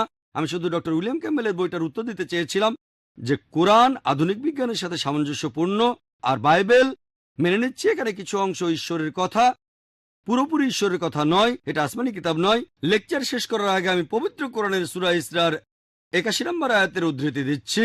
वकुल जाल हक वजाकल बातिल इन्नल बातिल कान ज़हुका। যখন সত্য এসে মিথ্যা সামনে দাঁড়ায়, মিথ্যা বিলুপ্ত হয়, কারণ মিথ্যা তার প্রকৃতিগত কারণে বিলুপ্ত হবে। ও আখির দাওয়ানা আলহামদুলিল্লাহি রাব্বিল আলামিন।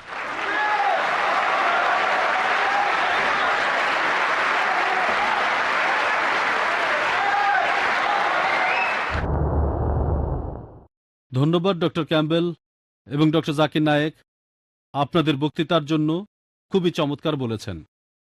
সবশেষে এই অনুষ্ঠানে আমরা শুরু করতে যাচ্ছি শ্রোতাদের অংশগ্রহণে প্রশ্ন এবং উত্তর পর্ব। এই প্রশ্নোত্তর পর্বকে সফল করার জন্য আমাদের হাতে সময় আছে 60 মিনিট। সামান্য কিছুটা কম বেশি হতে পারে। এখানে আমরা কিছু নিয়ম মেনে চলব। আপনাদের প্রশ্নগুলো হতে হবে আজকের বিষয়ের উপর, the Quran and the Bible in the light off the subject of science. টপিকের বাইরের প্রশ্ন হলে তার উত্তর দেয়া হবে না। দয়া করে আপনাদের প্রশ্নগুলো সংক্ষেপে আর সহজ করে বলবেন। প্রশ্ন করতে এসে লেকচার দেবেন না, অথবা উত্তরের পর বক্তাদের প্রশ্ন করবেন না। ডক্টর উইলিয়াম ক্যাম্বেল আর ডক্টর জাকির নায়েক তারা বিস্তারিতভাবে উত্তর দেবেন, আর প্রশ্নের উত্তরগুলো 5 মিনিটের বেশি হবে না। অডিটোরিয়ামে মোট 4টা মাইক বসানো হয়েছে যাতে আপনারা প্রশ্ন করতে পারেন। মাইকে প্রশ্ন করা হয়ে গেলে আমাদের বক্তাগণ ইন্ডেক্স কার্ডের প্রশ্নগুলোর উত্তর দেয়া শুরু করবেন।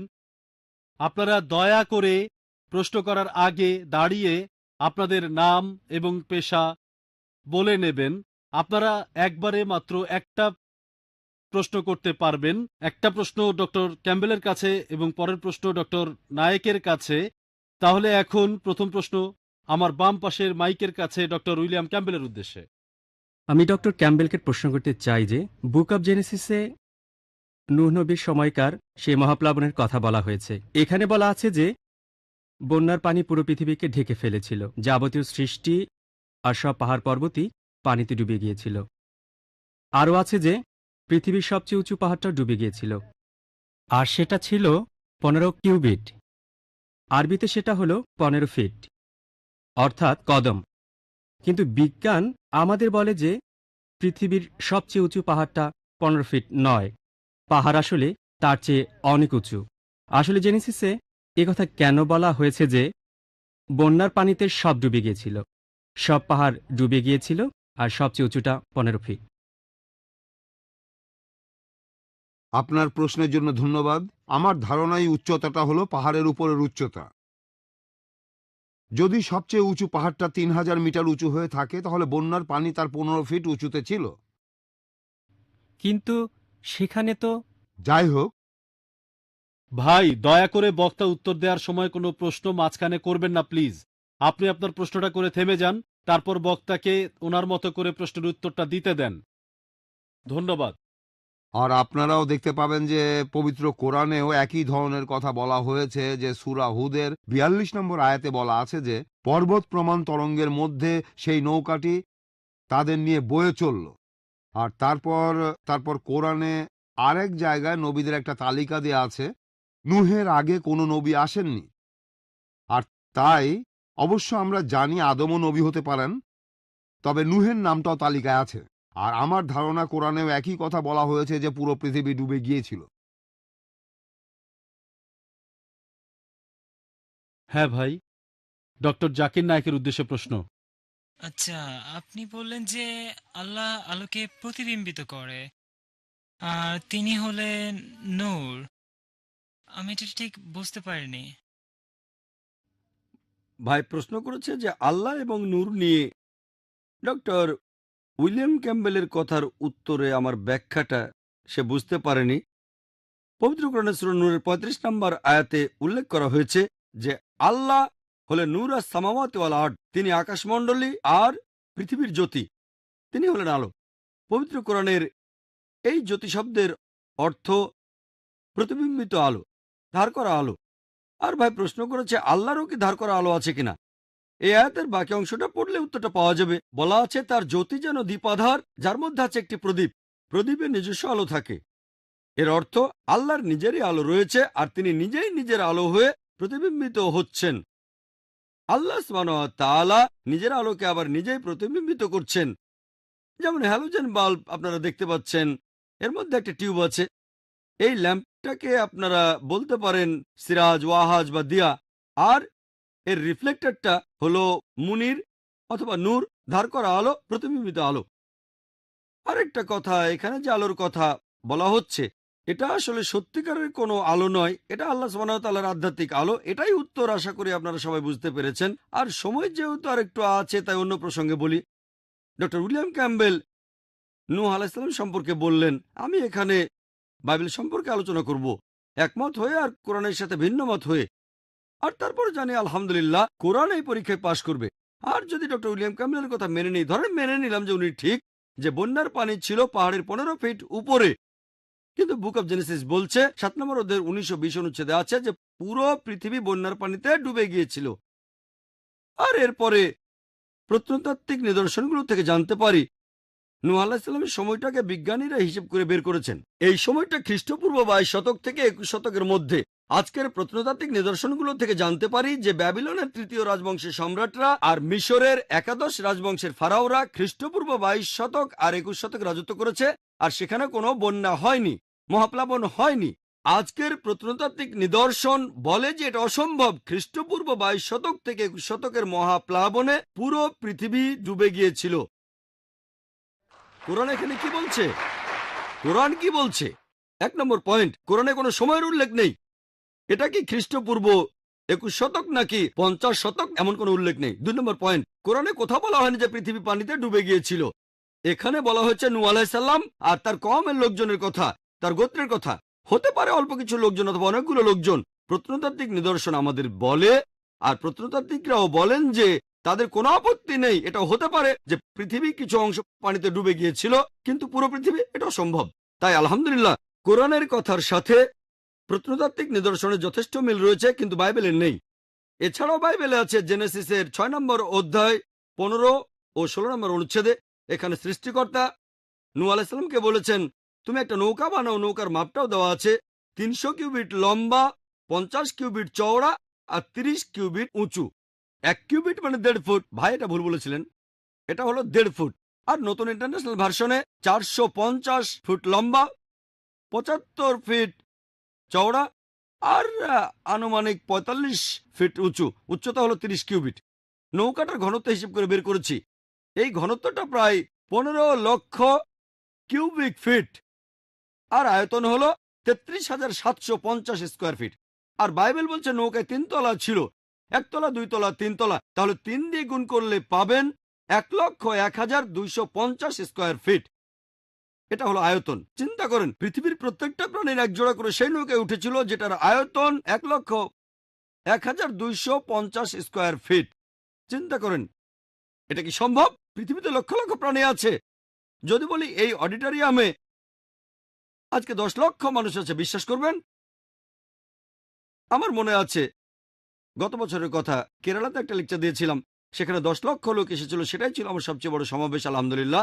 10 লক্ষ মানুষ। আমি মানুষজনের শেষ দেখি না। সেটা কোনো অডিটোরিয়ামে হয়নি, হয়েছিল একটা বড় বিচে। সবাইকে দেখতে পাচ্ছিলাম না, শুধু সামনের কয়েকজনকে দেখেছিলাম।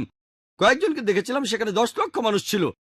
আপনারা ভিডিও ক্যাসেট দেখলে বুঝবেন 10 লক্ষ আসলে কত বিশাল। যেমন আরাফাতের ময়দানে হজের সময় 25 লক্ষ লোক একত্রিত হয়, কিন্তু 1,01,250 স্কোয়ার ফিটের মধ্যে অথবা 15 লক্ষ কিউবিক ফিটের মধ্যে এটা কোনোভাবেই সম্ভব না। আর এভাবে সবাই 40 দিন সেখানে ছিল, খাচ্ছে, প্রকৃতিটাকে সাড়া দিচ্ছে। যদি বলি এখানে 10 লক্ষ মানুষ আছে, বিশ্বাস করবেন? তাই নিরপেক্ষভাবে বলতে গেলে বাইবেলের মধ্যে বেশ কিছু বৈজ্ঞানিক ভুল আছে। হ্যাঁ ভাই, এর পরের প্রশ্ন ডক্টর ক্যাম্পবেলের উদ্দেশ্যে, পেছন দিকের মাইক থেকে। হ্যাঁ, আমি প্রশ্নটা করতে চাই, অথবা বলা যায় পরীক্ষাটা করতে চাই ডক্টর ক্যাম্পবেলকে।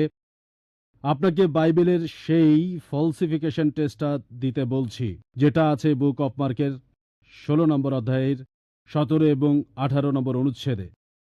আর আমাদের সবার সামনে আপনি প্রমাণ করে দেখান যে আপনি সত্যিকারের একজন খ্রিস্টান বিশ্বাসী।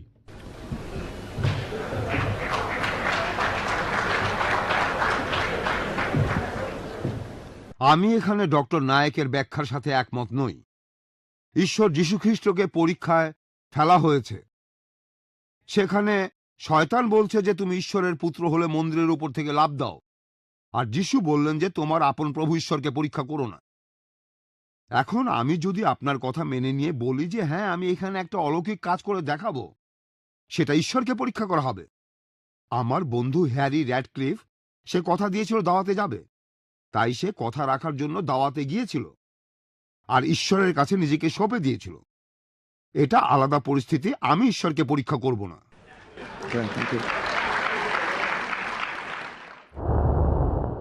আপনি কি ডক্টর নায়েককে প্রশ্ন করতে চান? প্লিজ। হ্যাঁ, ঠিক আছে। আমার প্রশ্ন ডাক্তার জাকির নায়েকের কাছে। খ্রিস্টানরা বৈজ্ঞানিকভাবে ট্রিনিটি ব্যাপারটার ব্যাখ্যা দেওয়ার চেষ্টা করে। এখানে তারা উদাহরণ হিসেবে বলে পানির কথা। পানি 3 আকারে থাকতে পারে, কঠিন, তরল আর বায়বীয়। তার মানে হতে পারে বরফ, পানি বা বাষ্প।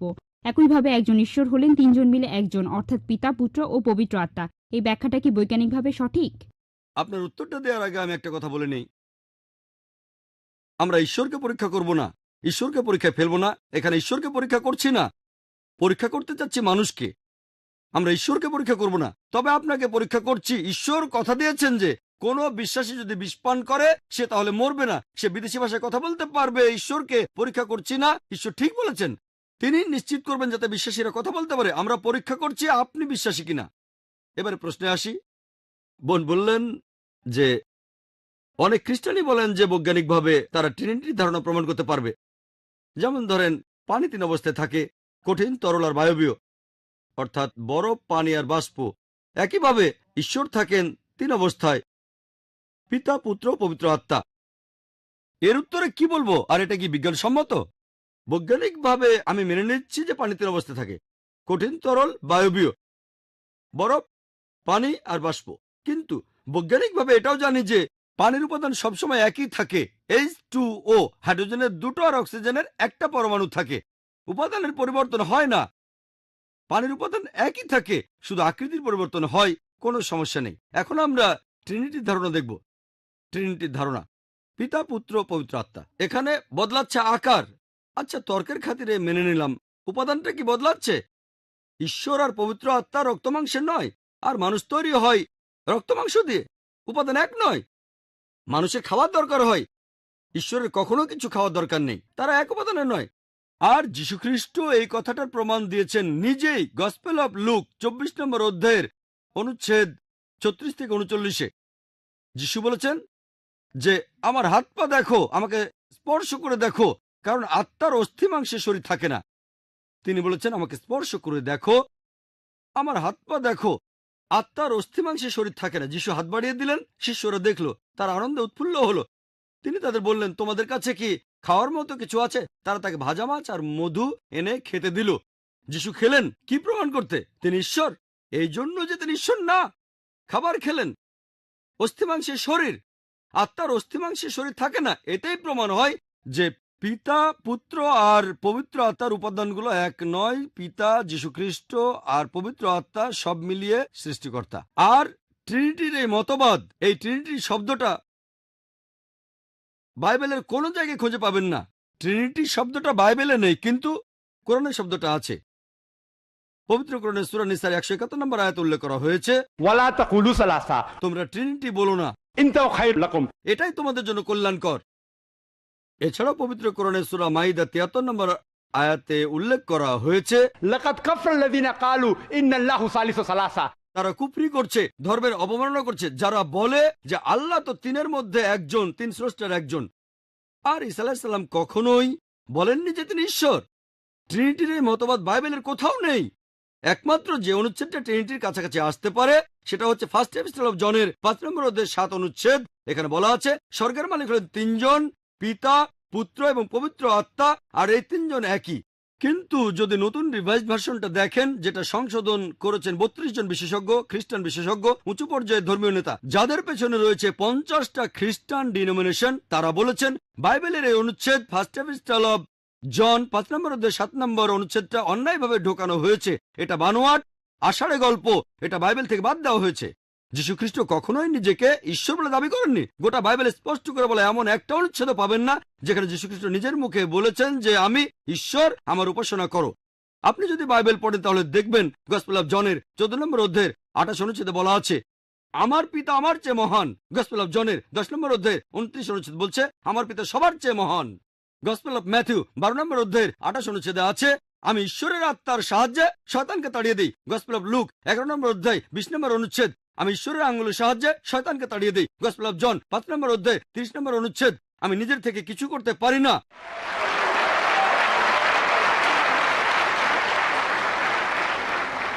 আমি নিজের থেকে কিছুই করতে পারি না। আমি যেমন শুনি তেমন বিচার করি, আর আমার বিচার ন্যায্য, কারণ আমি আমার ইচ্ছা পূরণ করি না, পিতার ইচ্ছা পূরণ করি।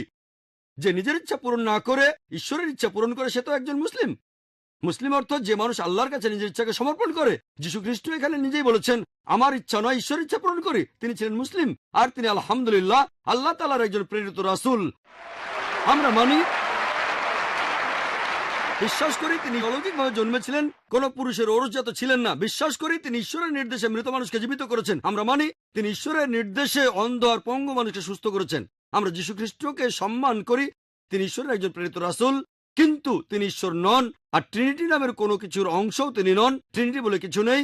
কোরআন বলছে কুল হুয়াল্লাহু আহাদ, বলো তিনি আল্লাহ এক, অদ্বিতীয়। এর পরের প্রশ্ন ডক্টর ক্যাম্বেলের উদ্দেশ্যে এখান থেকে। ধন্যবাদ। হ্যাঁ ভাই, আসসালামু আলাইকুম। আলহামদুলিল্লাহ। প্রথমেই বলি সমস্ত প্রশংসা আল্লাহর, সমস্ত প্রশংসা এই মানবজাতির এক সৃষ্টিকর্তার। আপনাদের আজকের আলোচনা খুবই আকর্ষণীয় ছিল। এই আলোচনায় আমরা সবাই এখানে উপস্থিত, খ্রিস্টান, মুসলমান, সব ধর্মই উপকৃত হয়েছি, সবাই উপকার পেয়েছি। আর আমরা এখানে আজ এসেছি, এখানে আমাদের প্রশ্ন করেন প্লিজ। আচ্ছা আচ্ছা, বিসমিল্লাহ, আল্লাহর নামে শুরু করছি। Question please.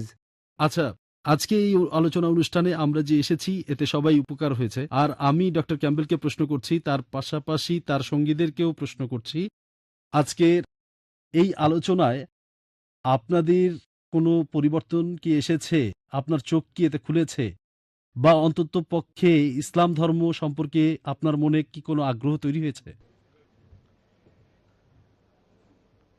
আমি আপনার প্রশ্নের উত্তরটা দেওয়ার আগে ডক্টর নায়েকের উত্তরটা দেই। ডক্টর নায়েক বললেন যে যীশু খ্রিস্ট কখনোই নিজেকে ঈশ্বর দাবি করেননি। বুক অব মার্ক 14 অধ্যায় 61 অনুচ্ছেদ তিনি উত্তর দিলেন না।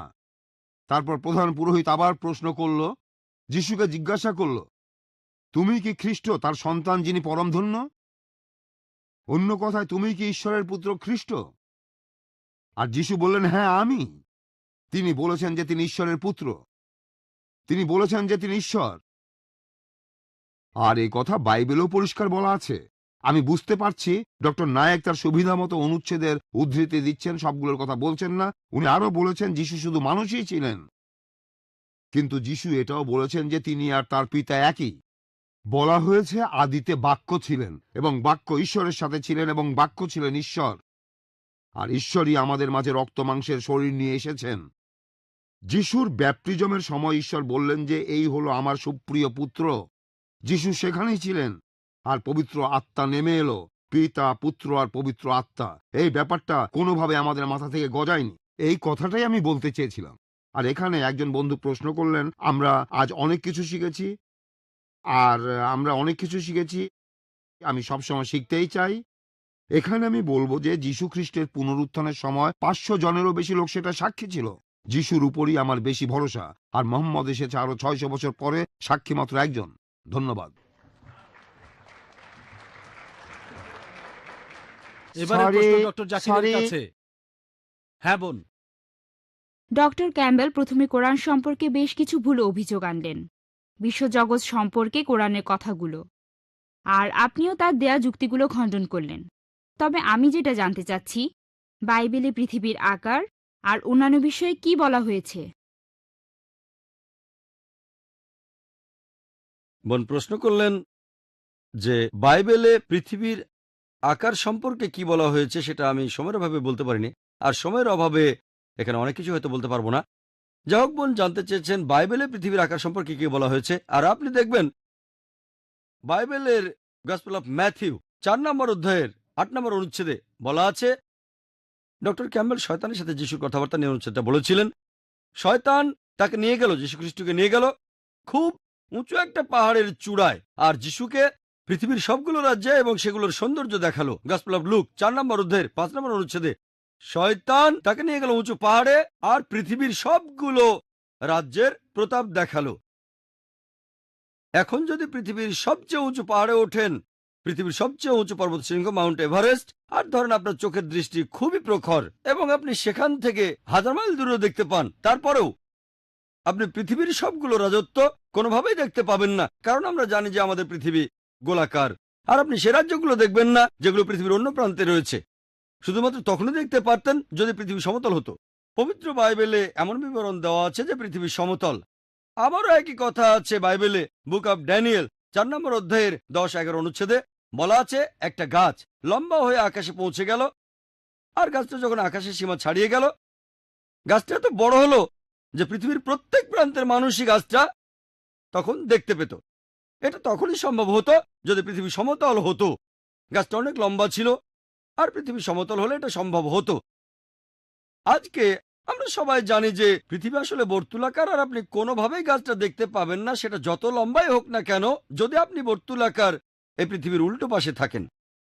এরপর বাইবেলে আরো উল্লেখ আছে, ফার্স্ট ক্রনিকলস 16 নম্বর অধ্যায়ের 30 অনুচ্ছেদে, যে পৃথিবী গতিশীল নয়। একই কথা আছে বুক অব শামস 93 নম্বর অধ্যায়ের 1 অনুচ্ছেদে, যে সর্বশক্তিমান ঈশ্বর পৃথিবীকে থামিয়ে দিয়েছেন, যার অর্থ পৃথিবী গতিশীল নয়। আর নতুন ইন্টারন্যাশনাল ভার্সনে রয়েছে, ঈশ্বর হস্তক্ষেপ করেছেন আর পৃথিবীকে থামিয়ে দিয়েছেন, যাতে করে 1 মিনিট পৃথিবী 1 মিনিট বাকি নাকি চুপ থাকতে বলছেন? ভাবলাম 1 মিনিট চুপ থাকতে বলছেন।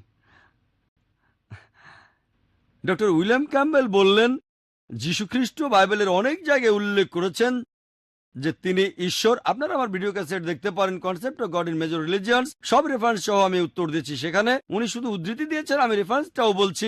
আমি এবং আমার পিতা এক, এটা আছে জনের 10 নম্বর অধ্যায়ের 30 নম্বর অনুচ্ছেদে। আর আদিতে ছিলেন বাক্য, এটা আছে জনের 1 নম্বর অধ্যায়ের 1 অনুচ্ছেদে। এগুলো ভালোভাবে পড়লেই দেখতে পাবেন যীশু খ্রিস্ট কখনোই নিজেকে ঈশ্বর দাবি করেননি। আপনারা আমার ভিডিও ক্যাসেট দেখতে পারেন, বাইরে কিনতে পারবেন, concept of God in major religions আর similarities between Islam and Christianity. সেখানে বিস্তারিত পাবেন যীশু খ্রিস্ট কখনোই নিজেকে ঈশ্বর দাবি করেননি। এবারের প্রশ্ন একজন মহিলা করবেন ডক্টর উইলিয়ামের কাছে। আপনি পরীক্ষার কথা বললেন যে সত্যিকারের বিশ্বাসীরা বিষপান করে ফেললেও তার কিছুই হবে না, কিন্তু রাসপুতিন সম্পর্কে কি বলবেন? যে পরিমাণ সায়ানাইড খেলে 16 জন মানুষ মারা যায়, ততটা খেয়েও সে মারা যায়নি, মারা গিয়েছিল রক্তক্ষরণে। সে ভালো খ্রিস্টান ছিল না, কামাসক্ত ছিল। এটার কি ব্যাখ্যা দেবেন? শুধুমাত্র ভালো খ্রিস্টানই বিষপান করে বেঁচে থাকবেন, এটার কি ব্যাখ্যা দেবেন? আমার মনে হয় না এটার কোনো ব্যাখ্যা করতে হবে। রাসপুটিন খ্রিস্টান ছিল না, তাই তার কি হয়েছিল সেটার সাথে বাইবেলের কথাগুলোর কোনো সম্পর্ক নেই। আমি আগেও বলেছি, প্রভু যিশু ঈশ্বর আপনাদের বলেননি যে সবাই লাইনে দাঁড়াও আর সবাই মিলে বিষ পান করা শুরু করো আর ঈশ্বরকে পরীক্ষা করো। সরি, আমরা এভাবে ঈশ্বরকে পরীক্ষা ফেলবো না। বাইবেলে বলা হয়েছে এমন ঘটনা যে কোনো সময় ঘটতেই পারে। এর উদাহরণ হতে পারে পল। পল যখন তার জাহাজটা ডুবে গেল আর উনি ডুবে যেতে যেতে অনেক কষ্টে উপরে উঠে আসলেন, দেখলেন যে উনি ভুল জায়গায় এসেছেন, তারপর আগুনের মধ্যে কাঠ দিচ্ছিলেন, একটা সাপ তাকে কামড়ালো, তার কিছুই হলো না, কিন্তু তিনি ঈশ্বরকে পরীক্ষা করছিলেন না আগুনের মধ্যে কাঠ দিচ্ছিলেন। এটা প্রাসঙ্গিক না। কোনো মন্তব্য করবেন না প্লিজ। এর পরের প্রশ্ন ডক্টর জাকিরের কাছে পেছন থেকে। এক্সকিউজ মি, এক্সকিউজ মি, হ্যাঁ ভাই, এক মিনিট আপনি চালিয়ে স্যার। যান। আমি এখানে পৃথিবী যে গোল সেটা সম্পর্কে বলবো। বুক অফ আইজায়া 40 অধ্যায়ের 22 অনুচ্ছেদে বলা হয়েছে ঈশ্বর তার গোলাকার পৃথিবীর উপর বসে আছেন। ডক্টর জাকির উদ্দেশ্যে। ডক্টর জাকির, আপনি বললেন যে কোরআন শরীফে নাকি কোথাও কোনো ভুল নেই, কিন্তু আমি 20টারও বেশি ভুল দেখতে পাচ্ছি, সেটা আরবি ব্যাকরণে। এখানে তার কয়েকটা আমি আপনাকে বলছি। ইন্নাল্লাযীনা আমানু ওয়াল্লাযীনা হাদু ওয়াস-সাবিউন। এটা আছে সূরা বাকারায় আর সূরা হাজে। ইন্নাল্লাযীনা আমানু ওয়াল্লাযীনা হাদু ওয়াস-সাবিঈন। এখানে কোনটা ঠিক, সাবেইন নাকি সাবেউন? এটা 1 নাম্বার। আর 2 নাম্বার হলো কোরআনে আছে। ভাই একবারে একটা প্রশ্ন করেন। হ্যাঁ, কিন্তু এছাড়াও আরো আছে। সূরা তাহার 63 নম্বর আয়াতে আছে ইন্না হাযানি লাসাহিরান। ভুল। ইন্না হাযাইনি লাসাহিরান। এটার কি ব্যাখ্যা দেবেন? এছাড়াও আমি আরো অনেক ভুলের কথা জানি। ভাই এক্সকিউজ মি, আমরা শুধু একটা প্রশ্ন নিতে পারবো, দ্বিতীয় প্রশ্নটা গ্রহণ করতে পারছি না, কারণ এখানে অনেক প্রশ্নের উত্তর দিতে হবে। ঠিক আছে ভাই, আপনি খুব সুন্দর একটা প্রশ্ন করেছেন। আমি আরেকটু সহযোগিতা করতে চাই যে হ্যাঁ, আপনি সবগুলো ব্যাকরণগত ভুলের কথাই বলতে পারেন। আর আপনার হাতের বইটা লিখেছেন আব্দুল ফাদি। আব্দুল ফাদি ঠিক, ইজ দ্য কোরআন ইনফ্যালিয়েবল? আর আমিও দেখতে পাচ্ছি, হ্যাঁ আলহামদুলিল্লাহ ভালো দেখতে পাই।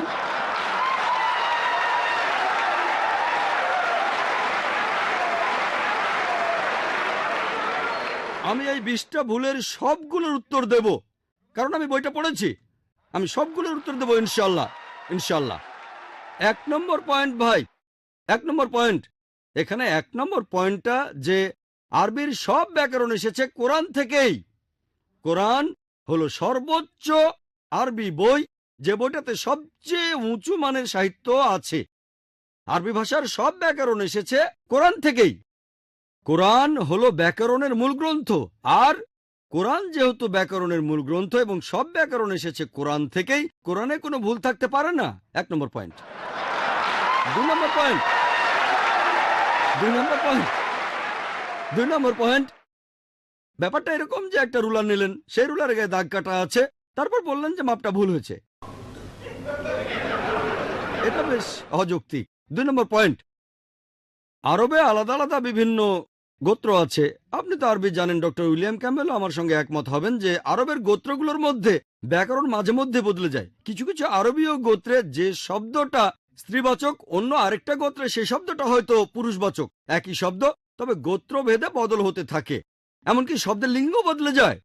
তবে কি আপনি কোরআনকে সবগুলো ব্যাকরণ দিয়ে পরীক্ষা করবেন? না।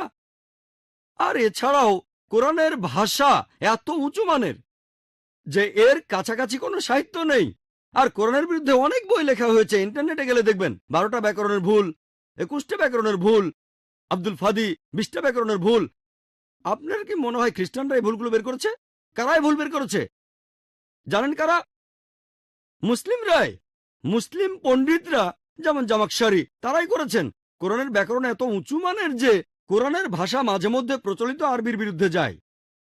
কোরআনের ব্যাকরণ এত উঁচু মানের, কোরআনের ব্যাকরণ এত উঁচু মানের, তারা উদাহরণ দিয়েছেন। আমিও কয়েকটা উদাহরণ দেব, এতে আপনারা সবগুলো উত্তর পেয়ে যাবেন।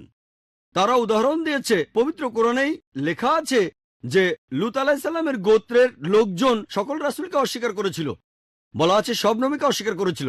ডক্টর ক্যাম্বেল বললেন যে নূহ নবীর গোত্রের লোকজন, তারা নবীদের অস্বীকার করেছে। ইতিহাস থেকে আমরা জানি তাদের কাছে মাত্র একজন নবীকে পাঠানো হয়েছিল। তাহলে এখানেও ব্যাকরণে ভুল আছে। কোরআনে বলা উচিত ছিল একজন নবীর কথা, বহুবচন না। আমিও একমত। আর আমার আপনার মতো লোকের কাছে মনে হবে এটা ব্যাকরণের ভুল। কিন্তু যদি আপনারা আরবদের লেখা বইগুলো পড়ে থাকেন, কোরআনের আসল সৌন্দর্য কি? সৌন্দর্যটা হলো কোরআনে কেন একজন নবীর কথা না বলে নবীদের কথা বলা হয়েছে। কেন জানেন? কারণটা আমরা জানি, সকল নবীগণের হেদায়েতের বাণী মূলত একটাই, যে ঈশ্বর একজনই, তাওহীদের বাণী, আল্লাহ সুবহানাহু ওয়া তাআলার বাণী। লূত আলাইহিসসালামের লোকজন আর নূহ আলাইহিসসালামের লোকজন তাদের নবীকে অস্বীকার করেছিল, আর পরোক্ষভাবে নিজেদের নবীকে অস্বীকার করে তারা সকল নবীদেরই অস্বীকার করেছিল।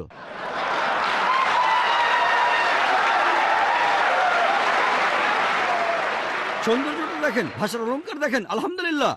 আপনার মনে হতে পারে এটা ব্যাকরণের ভুল, কিন্তু এটা ভুল নয়। একইভাবে নূর সারওয়ার নামে একজন বলেছেন যে কোরআন বলছে কুনফা ইয়াকুন, হওয়ার হয়ে যায়, এটা নাকি হবে কুনফা কানা, হওয়া বললে হয়ে যেত।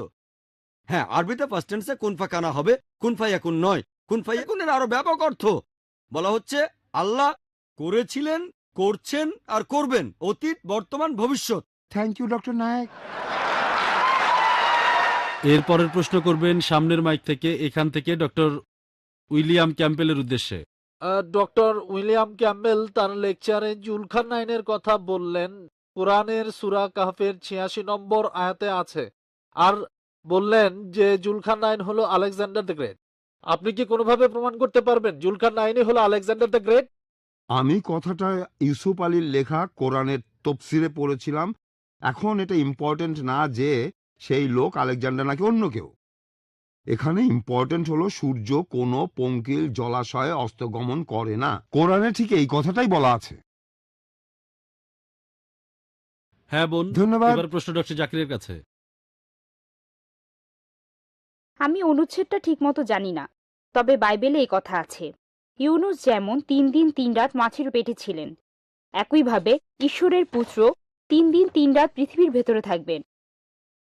যীশুখ্রিস্ট কি বৈজ্ঞানিকভাবে ইউনুসের এই নিদর্শনটা দেখিয়েছিলেন? আপনি যে অনুচ্ছেদের কথা বলেছেন সেটা গসপেল অফ ম্যাথিউ ১২ নম্বর অধ্যায়ের ৩৮ থেকে ৪০ নম্বর অনুচ্ছেদ। যখন ইহুদিরা যিশুর কাছে গিয়ে বলল আমাদের নিদর্শন দেখান, অলৌকিক কিছু করে দেখান, তখন যীশু খ্রিস্ট বললেন যে তোমরা অসৎ আর ব্যভিচারী জাতি, শুধু নিদর্শন খুঁজে বেড়াও, তোমাদের কোনো নিদর্শন দেখানো হবে না, শুধু ইউনুসের নিদর্শন বাদে। যেভাবে নবী ইউনুস ৩ দিন এবং ৩ রাত তিমি মাছের পেটের মধ্যে ছিলেন, সেই একইভাবে ঈশ্বরের পুত্র ৩ দিন এবং ৩ রাত পৃথিবীর বুকের মধ্যে থাকবেন। ইউনুসের নিদর্শন, নবী ইউনুসের উদাহরণ দিয়ে যিশু এক কথায় সব বুঝিয়ে দিয়েছেন। আর যদি ইউনুসের নিদর্শনটা পড়েন, বুক অব জোনা মাত্র 2 পৃষ্ঠার অধ্যায়, এটা বেশিরভাগ লোকই জানেন। যদি ভালো করে দেখেন, ইউনুস 3 দিন 3 রাত ছিলেন, কিন্তু যীশুখ্রিস্ট কতদিন ছিলেন এটা গসপেল থেকে জানতে পারি। তাকে ক্রুশবিদ্ধ করা হয়েছিল, ধারণা করা হয়, সন্ধ্যা হওয়ার পর তাকে ক্রুশ থেকে নামিয়ে একটা সমাধারে রাখা হয়। তারপর রবিবার যখন পাথরটা সরানো হলো, সমাধারটা তখন একেবারে খালি। তাহলে যীশুখ্রিস্ট সেই সমাধিতে ছিলেন শুক্রবার রাতে। তিনি সমাধিতে ছিলেন শুক্রবার রাত। শনিবার সকালে তিনি সমাধিতে ছিলেন একদিন 1 রাত। তারপর শনিবার রাতেও সেখানে ছিলেন, অর্থাৎ 2 রাত 1 দিন, 2 রাত আর রবিবার সকালে সমাধি খালি। তাহলে যীশুখ্রিস্ট সেই সমাধিতে ছিলেন 2 রাত আর 1 দিন, 3 রাত 3 দিন নয়। ডক্টর ক্যাম্পবেল তার বইয়ে উত্তর দিয়েছেন যে দিনের একটা ছোট অংশ, সেটাকেও অনেকে একদিন বলে। যদি আমার কাছে কোনো রোগী আসে যে অসুস্থ ছিল শনিবার রাতে আর সোমবার সকালে, তাকে জিজ্ঞেস করলাম আপনি কতদিন অসুস্থ ছিলেন, সে বলবে 3 দিন। ঠিক আছে, মানলাম, একমত হয়ে মানলাম, আমি খুবই উদার। বললেন দিনের একটা অংশ মানে পুরো দিন, মানলাম। তাহলে শনিবার দিনের একটা অংশ পুরো দিন, রবিবার দিনের একটা অংশ পুরো দিন, মানলাম, ভালো। সোমবার দিনের একটা অংশ পুরো 1 দিন, কোনো সমস্যা নেই। যদি রোগী বলে 3 দিন, আপত্তি করব না, কিন্তু কোন রোগী কখনোই বলবে না 3 দিন আর 3 রাত। আমি চ্যালেঞ্জ করলাম। আমি আলহামদুলিল্লাহ আমি অনেক রোগী দেখেছি, এখন পর্যন্ত কোনো রোগী দেখিনি, খ্রিস্টান মিশনারিও দেখিনি যে আমাকে এভাবে বলবে। ধরলাম সে গতকালের আগের রাত থেকে অসুস্থ, আর সে বলছে 3 দিন এবং 3 রাত। যীশুখ্রিস্ট শুধু 3 দিনের কথা বলেননি, যীশুখ্রিস্ট এখানে বলেছিলেন 3 দিন এবং 3 রাত। তাহলে এটা একটা গাণিতিক ভুল। বৈজ্ঞানিকভাবে যীশুখ্রিস্ট এই কাজটা করে দেখাননি। আর এছাড়াও যিশু বলেছিলেন ইউনুস যেভাবে ছিলেন ঈশ্বরের পুত্র সেভাবেই থাকবেন। ইউনুস কিভাবে ছিলেন? ইউনুস তিমি মাছের পেটে ছিলেন। কিভাবে? সেই মাছের পেটে। জীবিত না মৃত? জীবিত। যখন তাকে তীরে ফেলে দেওয়া হয় তখন জীবিত। সেই তিমি মাছের পেটে যখন সমুদ্রের মধ্যে ঘুরছিলেন, জীবিত না মৃত? জীবিত। সৃষ্টিকর্তার কাছে প্রার্থনা করলেন, জীবিত না মৃত? জীবিত। মাছটা তাকে সমুদ্রের তীরে ফেলে দিল, জীবিত না মৃত? জীবিত জীবিত জীবিত জীবিত। যখন কোনো খ্রিস্টানকে জিজ্ঞেস করি সেই সমাধিকক্ষের ভেতরে যীশুখ্রিস্ট কিভাবে ছিলেন সেই সমাধারে, জীবিত না মৃত, তারা বলবেন মৃত। জীবিত, আলহামদুলিল্লাহ। আপনি কি খ্রিস্টান? যদি তিনি জীবিত থাকেন আলহামদুলিল্লাহ, তাকে ক্রুসিফাই করা হয়নি। যদি তিনি মৃত হন তাহলে নিদর্শন দেখাননি। আমার ভিডিও ক্যাসেট দেখতে পারেন, was Jesus Christ peace be upon him really crucified. আমি প্রমাণ করেছি যীশু খ্রিস্টকে ক্রুসিফাই করা হয়নি। পবিত্র কোরআনে সূরা নিসার 157 নম্বর আয়াতে উল্লেখ করা হয়েছে, ওয়ামা কাতালু ওয়ামা সালাবুহু। তারা তাকে হত্যা করেনি, ক্রুশবিদ্ধ করেও মারেনি, কিন্তু তাদের এমন মতিভ্রম হয়েছিল। ধন্যবাদ ডক্টর নায়ক। এবারের প্রশ্ন ডক্টর উইলিয়ামের কাছে। ডক্টর ক্যাম্বেল, যেহেতু আপনি একজন মেডিকেল ডাক্তার, আপনি কি মেডিকেল সায়েন্স অনুযায়ী বাইবেলে কিছু অনুচ্ছেদের ব্যাখ্যা দিতে পারবেন? কারণ এগুলোর ব্যাপারে এখনো কোনো মন্তব্য করেননি, যেমন জীবাণু মুক্ত করতে রক্ত ছড়ানো, ব্যভিচারের জন্য তেতো পানির পরীক্ষা, সবচেয়ে ইম্পর্টেন্ট যেটা, একজন মহিলা দ্বিগুণ সময় নোংরা থাকবে যদি সে পুত্র সন্তানের জন্ম না দিয়ে কন্যা সন্তানের জন্ম দেয়।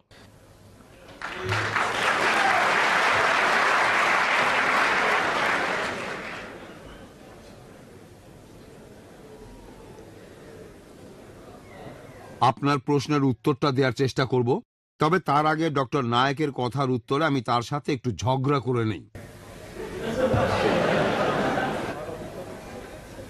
বাইবেলে বলা আছে পরের দিন যীশুখ্রিস্টকে ক্রুশবিদ্ধ করার পরের দিন প্রধান পুরোহিত দেখা করল পাইলেটের সাথে আর বলল যে আমাদের মনে আছে সে যখন বেঁচে ছিল তখন সে বলেছিল 3 দিন পর আমি আবার ফিরে আসব। সেজন্য তারা তৃতীয় দিন পর্যন্ত এখানে পাহারা বসান। এখানে তারা দিন আর রাত বলতে একই কথা বুঝিয়েছে। আমি এখানে যতটুকু বুঝতে পারি বাইবেলে যেটা বলা আছে সেটা তৃতীয় দিনের কথা। তৃতীয় দিনের পর দেখা গেল যিশু সেই সমাধিতে আর নেই। আর তারপর যেটা হলো যীশুখ্রিস্টের পুনরুত্থান। এখানে আরো একটা কথা, যিশুকে যখন গ্রেপ্তার করা হলো বৃহস্পতিবার রাতে, প্লিজ চুপ করে থাকেন, উত্তর দেওয়ার সময় দয়া করে কোনো কথা বলবেন না। বৃহস্পতিবার মানে যেদিন যীশুখ্রিস্ট গ্রেপ্তার হলেন, তিনি বললেন আমার সময় খুব কাছে চলে এসেছে। এই সময় থেকে গুনলে 3 দিন আর 3 রাতই হয়। এখন আমি পবিত্র বাইবেলের এই কথাগুলো সম্পর্কে বলি। আমার বিশ্বাস বাইবেল লিখেছেন ঈশ্বর নিজেই। বিশ্বাস করি এটা মহান ঈশ্বরের বাণী। তাই আমি এখানে ঈশ্বরের বাইবেল নিয়ে কোনো ব্যাখ্যা যাব না, কারণ ঈশ্বর নিজেই পবিত্র বাইবেলের শব্দগুলো বসিয়েছেন। আচ্ছা, জাকির নায়কের কাছে। আসসালামু আলাইকুম। আমার নাম আসলাম রব। আমি একজন ছাত্র এবং জীববিজ্ঞান নিয়ে পড়াশোনা করছি। আমাদের টিচার এখন ক্লাসে বিবর্তন সম্পর্কে পড়াচ্ছেন, আর আমি ভাবছিলাম ইসলাম ধর্মে বিবর্তন সম্পর্কে কি বলা হয়েছে। আপনি যদি এ ব্যাপারে সংক্ষেপে কিছু বলতেন যে ইসলাম ধর্ম বিবর্তন ও সৃষ্টি সম্পর্কে কি বলেছে। ভাই একটা প্রশ্ন করেছে, তবে তার আগে আমি ডক্টর উইলিয়াম ক্যাম্বেলের কিছু কথার উত্তর দিতে চাই। পবিত্র কোরআনে কোথাও আলেকজান্ডারের নাম উল্লেখ নেই, বলা আছে জুলকার নাইন, আলেকজান্ডার না। যদি লেখক এই ভুল করে থাকেন তাহলে সেই দায়ভারটা হচ্ছে লেখকের। এখানে মানুষ ভুল করেছে, ঈশ্বর কোনো ভুল করেননি। আর ডক্টর ক্যাম্বেল বলেছেন যে বাইবেলের আয়ায় আছে পৃথিবী গোলাকার, কোনো সমস্যা নেই। এটা গোলাকার, বর্তুলাকার নয়। এক জায়গায় বাইবেল বলছে সমতল, আরেক জায়গায় বলছে গোলাকার। যদি দুটো অনুচ্ছেদই মেনে নেন তাহলে সেটা দেখতে ডিস্কের মতো। দেখেন, এটা কি পৃথিবীর মতো দেখতে? এটা গোলাকার আবার সমতল, এটা পৃথিবীর আকার নয়। কোরআনের আলোকে জীববিজ্ঞান আর বিবর্তন।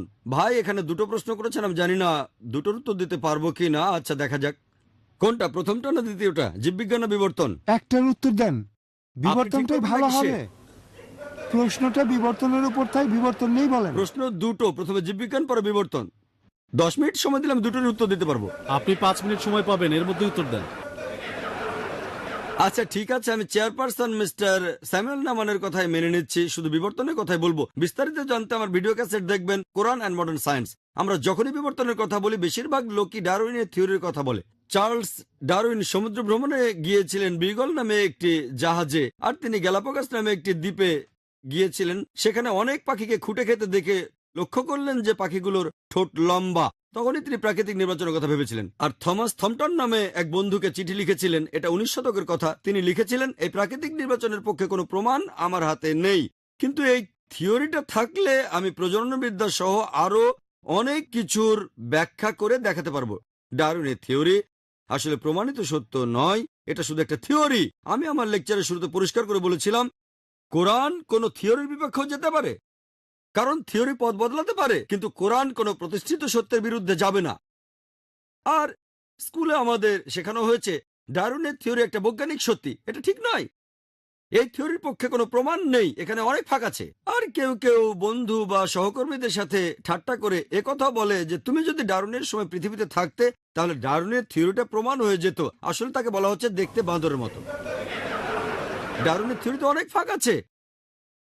আর আমি মানুষের পূর্বপুরুষদের কথা জানি, হোমিনিড, তারপর লুসি, অস্ট্রালোপিথেকাস, তারপরে হোমো ইরেক্টাস, নিয়ান্ডারথাল ম্যান, ক্রো ম্যাগনান। আরও জানতে আমার ভিডিও ক্যাসেট দেখতে পারেন। মলিকিউলার বায়োলজিতে ফ্রান্সিস ক্রেগের কথা অনুযায়ী এটা একেবারে অসম্ভব যে পৃথিবীতে মানুষ বাদর থেকে এসেছে। ডিএনএ কোডিং বলে অসম্ভব। আমার ভিডিও ক্যাসেট দেখতে পারেন, সেখানে বিস্তারিত আছে। কিছু ব্যাপারে আমার কোনো আপত্তি নেই। জীববিজ্ঞানের ব্যাপারে পবিত্র কোরআনে সূরা আম্বিয়া 30 নম্বর আয়াতে উল্লেখ করা হয়েছে যে वजअलना मिनल माइ कुल्ला शाइन है अफला युमिनुन। আমি প্রাণবান সবকিছু সৃষ্টি করলাম পানি হতে, তবু কি তারা ঈমান আনবে না? আজকে আমরা জানি যে পৃথিবীর সব প্রাণীর প্রাথমিক উপাদানে কোষের মধ্যে সাইটোপ্লাজম আছে, এর 90%ই হলো পানি। পৃথিবীর সব ধরনের প্রাণীর শরীরে আনুমানিক 50 থেকে 90%ই হচ্ছে পানি। চিন্তা করেন, আরবের সেই মরুভূমিতে কে ভাবতে পারতো যে সব প্রাণী পানি দিয়ে তৈরি? কোরআনে কথা বলেছে 1400 বছর আগে। ধন্যবাদ তারপর- ডক্টর নায়েক। ধন্যবাদ। ধন্যবাদ, ধন্যবাদ ডক্টর নায়েক। এবার আমরা শুরু করছি ইন্ডেক্স কার্ডের প্রশ্ন উত্তর। আর এখানে আমাদের সামনে বক্স আছে ডক্টর ক্যাম্বেলের জন্য আর ডক্টর জাকিরের জন্য। আমরা বক্সটা ঘুরিয়ে দিচ্ছি যেন তারা তাদের নাম দেখতে না পায়। বক্তারা প্রশ্ন তুলবেন বক্সের দিকে না তাকিয়ে, তারপর তারা যে প্রশ্ন বেছে নেবেন সেটার উত্তর দেবেন। প্রথম প্রশ্ন ডক্টর উইলিয়াম ক্যাম্বেলের জন্য, তারপরের প্রশ্ন জাকির নায়েকের জন্য। আমি প্রশ্নটা পড়েছি, তবে তার আগে বলে নেই যে পৃথিবীর সবকিছুই পানি দিয়ে তৈরি। এটা তো অবশ্যই হবে। আপনি একটা ছারপোকা চ্যাপ্টা করে ফেলেন, দেখবেন পানি। প্রত্যেকটা জীবজন্তুই পানি দিয়ে তৈরি, আমরা সবাই জানি, এটা অলৌকিক কিছু নয়। আচ্ছা ডক্টর ক্যাম্বেল, আপনি যদি জেনেসিসে বিশ্বজগৎ সৃষ্টির সমস্যাটি সমাধান করতে না পারেন, তাহলে আপনার কি মনে হয় না এতেই প্রমাণ হয় যে বাইবেলের কথাগুলো অবৈজ্ঞানিক আর ঈশ্বরের কাছ থেকে আসেনি? আমি মানছি সমস্যাটি সমাধান করতে পারবো না, তবে আমি ভবিষ্যৎবাণীগুলো সত্যি হতে দেখেছি। সেটা আমার কাছে অনেক বেশি ইম্পর্টেন্ট। আর যিশুই হলেন ভিত্তিপ্রস্তর। আর তার কথা, যীশুখ্রিস্টের কথা আগের অনেক নবী রাসূল বলে গিয়েছেন। আগের নবী রাসূলরা যীশুখ্রিস্টের কথা ভবিষ্যৎবাণী করেছিলেন, আর ঈশ্বর সেই ভবিষ্যৎবাণীগুলো সত্যি করেছেন। আমি জানি আপনি আপনার উত্তরটা পাননি, তবে আমি যিশুকে বিশ্বাস করি আমার রক্ষাকর্তা হিসাবে। ওকে, ধন্যবাদ ডক্টর নায়েক। মূল রচনা আর অনুবাদ দুটো আলাদা ভাষা, অর্থও দুই রকম হতে পারে।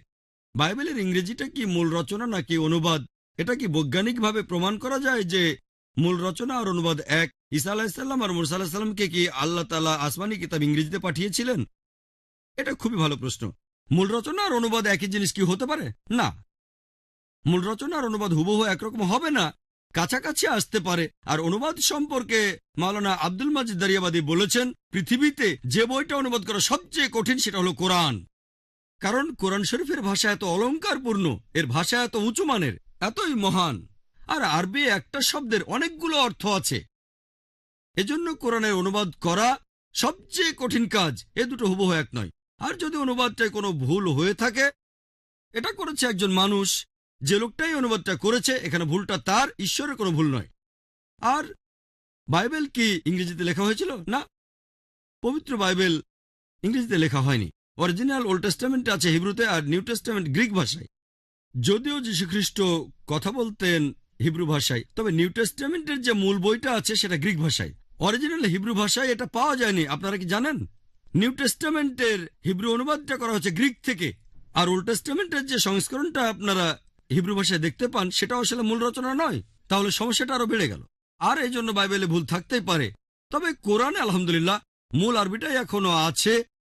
মূল রচনাটা আলহামদুলিল্লাহ বৈজ্ঞানিকভাবে প্রমাণিত, এটাই মূল রচনা। এখন কথা হলো ঈসা আলাইহিসসালাম আর মুসা আলাইহিসসালামের উপর কোন আসমানি কিতাব নাজিল হয়েছিল। আর আমি কথা আগেও আমার লেকচারে বলেছি, আমরা বিশ্বাস করি আর পবিত্র কোরআনে সূরা রদের 38 নম্বর আয়াতে উল্লেখ করা আছে যে আল্লাহ সুবহানাহু ওয়া তাআলা পৃথিবীতে অনেক আসমানি কিতাব পাঠিয়েছেন। এদের মধ্যে 4টা নাম বলা আছে, তাওরাত, জাবুর, ইনজিল আর কোরআন।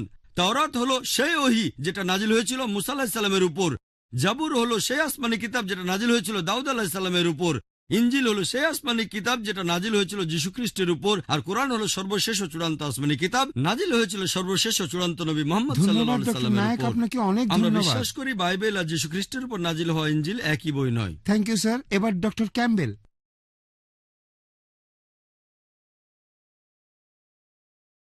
তবে বর্তমান ইনজিল সব সময় অবিকৃতই ছিল। আমাদের কাছে 75% কথা আছে 180 খ্রিস্টাব্দের, যেটা জন লিখেছিলেন 100 বছর পরে। তিনি বেঁচে থাকতে এটা লিখেছিলেন। সেই সময় যারা বেঁচে ছিল তারা জনের কথাগুলো পুরোপুরি বিশ্বাস করেছিল। এই সব কিছুর ব্যাপারে যথেষ্ট প্রমাণ আছে, বাইবেলে সত্যি কথাই বলা হয়েছে। এবারে প্রশ্নটা বলি, আপনি যে প্রবাবিলিটির অঙ্কটা দেখালেন, আপনার হিসাবটা অসাধারণ, ধন্যবাদ। কিন্তু আপনি জানেন যে ঈশ্বর, তার কাছে এটা কিছুই না। ঈশ্বর হলেন সর্বশক্তিমান, তিনি ইচ্ছে মতো বেছে নিতে পারেন, অবশ্যই সে ধনী বা গরিব হোক অথবা অন্য কিছু। তাহলে আপনার এই প্রবাবিলিটির দরকারটা কি? যিশু গরিব ছিলেন আর মনোনীত ছিলেন। তিনি বলেছেন যে ঈশ্বরের পুত্রের কারো সাহায্যের প্রয়োজন নেই। আমি ঠিক বুঝতে পারছি না, এই প্রশ্নের সাথে আমার হিসাবটার সম্পর্ক বুঝতে পারছি না। হিসাবটা ছিল কতজন মানুষ এই ভবিষ্যৎবাণীগুলো সত্যি করতে পারত। আমি ভেবেছিলাম আপনাদের বুঝতে সুবিধা হবে।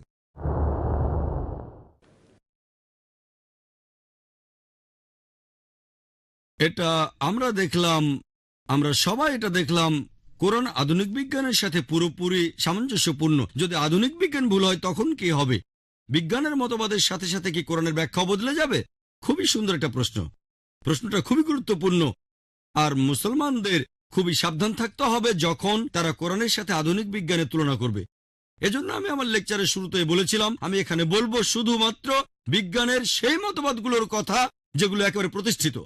আর বিজ্ঞানের যে মতবাদগুলো প্রতিষ্ঠিত, যেমন ধরেন পৃথিবী বর্তুলাকার, এটা কখনোই ভুল হবে না। প্রতিষ্ঠিত মতবাদ কখনো রাস্তা বদল করে না। তবে অপ্রতিষ্ঠিত মতবাদ যেমন অনুমান বা থিওরি রাস্তা বদল করতে পারে। কয়েকজন মুসলিম বিশেষজ্ঞ কোরআনের মাধ্যমে ডারউইনের থিওরি প্রমাণ করতে চেয়েছিলেন, ননসেন্স। আর তাই আমরাও বাড়াবাড়ি করব না। আমরা কোরআনের মাধ্যমে আধুনিক বিজ্ঞানের সবকিছু প্রমাণ করব না। প্রমাণ করার আগে আমাদের দেখতে হবে সেটা প্রতিষ্ঠিত নাকি অপ্রতিষ্ঠিত। যদি প্রতিষ্ঠিত হয় আলহামদুলিল্লাহ, প্রমাণ করা যাবে। কোরআনের কোনো কথাই তার বিরুদ্ধে যাবে না। মতবাদটা অনুমান হয়ে থাকলে সেটা ঠিক হতে পারে, আবার ভুলও হতে পারে। যেমন বিগ ব্যাং থিওরি, এটা আগে ছিল অনুমান। আজকে প্রমাণিত হওয়ার পর যখন স্টিফেন হকিং আর অন্যান্য বিজ্ঞানীরা প্রমাণ করলেন যে এটা প্রতিষ্ঠিত, তাহলে বিগ ব্যাং এর থিওরি আজকে প্রতিষ্ঠিত। কয়েকদিন আগে ছিল অনুমান, সেটা যখন প্রতিষ্ঠিত আমরা ব্যবহার করব।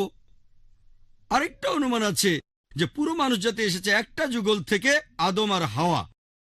এটা প্রমাণ করতে চাচ্ছি না, কারণ বিজ্ঞান এটা প্রতিষ্ঠিত নয়। কোরআনে এই কথা বলা আছে যে মানুষ এসেছে একটি যুগল থেকে, আদম আর হাওয়া, কিন্তু এটা প্রমাণ করছি না, কারণ এটা কোনো প্রতিষ্ঠিত সত্য নয়। তাই আমরা যখন তুলনা করব পবিত্র কোরআন আর আধুনিক বিজ্ঞানের মতবাদ, খেয়াল রাখতে হবে আমরা শুধু সেই মতবাদগুলোই পরীক্ষা করব যেগুলো প্রতিষ্ঠিত সত্য, কোনো অনুমান নয়। কারণ আধুনিক বিজ্ঞানের চেয়ে কোরআন অনেক উপরে। পবিত্র কোরআন আল্লাহর বাণী, এটা প্রমাণ করার জন্য আধুনিক বিজ্ঞানের সাহায্য নেব না, একদমই না। এখানে মনে রাখতে হবে মুসলিমদের জন্য কোরআন হলো চূড়ান্ত মতবাদ। নাস্তিকের কাছে আর অমুসলিমদের কাছে হতে পারে বিজ্ঞান চূড়ান্ত মতবাদ। আমি যেটা করছি, নাস্তিকের যে মতবাদ আছে সেই মতবাদটা নিচ্ছি, আর কোরআনে মুসলিমদের মতবাদের সাথে সেটা তুলনা করছি। বিজ্ঞানের সাহায্য নিয়ে প্রমাণ করতে চাচ্ছি না যে কোরআন আল্লাহ তাআলার বাণী। আমি যেটা করছি, দুটোর মধ্যে তুলনা করছি। কোরআন যে উপরে সেটা দেখাচ্ছি। আধুনিক বিজ্ঞানে সেদিন যে কথাটা বলেছে, কোরআন সেই কথা বলেছে 1400 বছর আগে। তাই প্রমাণ করতে চাচ্ছি আমাদের মতবাদ, মুসলমানদের মতবাদ, কোরআন অন্য মতবাদের চেয়ে অনেক উপরে, অর্থাৎ বিজ্ঞান। তাই আমাদের কোরআনকে বিশ্বাস করা উচিত। কোরআনই সবার উপরে। আশা করি উত্তরটা পেয়েছেন। Thank you sir. প্রশ্ন ডক্টর উইলিয়াম ক্যাম্বেলের জন্য। শেষ দুইটা প্রশ্ন। শেষ দুইটা প্রশ্ন, দুইজন বক্তাই শেষ প্রশ্নের উত্তর দেবেন। এবারে ডক্টর ক্যাম্বেলের জন্য ইন্ডেক্স কার্ডের শেষ প্রশ্ন, এরপর ডক্টর জাকির নায়েক শেষ প্রশ্নের উত্তর দেবেন। দর্শকদের বলবো একটু শান্ত হয়ে বসুন আপনারা।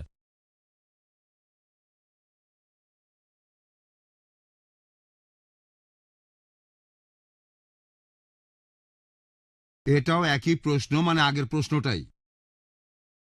ডক্টর ক্যাম্বেল এখানে ডক্টর নায়েকের সাথে একমত যে বাইবেলে ভুল রয়েছে, এটার কোনো সমাধান নেই। তার অর্থ কি এই যে ডক্টর ক্যাম্বেল মেনে নিলেন বাইবেলে ভুল আছে, সুতরাং এটা ঈশ্বরের বাণী নয়? বাইবেলে এমন অনেক কথা আছে যেগুলোর ব্যাখ্যা আমি দিতে পারবো না, এই মুহূর্তে আমার কাছে কোনো ব্যাখ্যা নেই। আর আমি অপেক্ষা করব যে ভবিষ্যতে হয়তো এগুলোর ব্যাখ্যা করতে পারবো।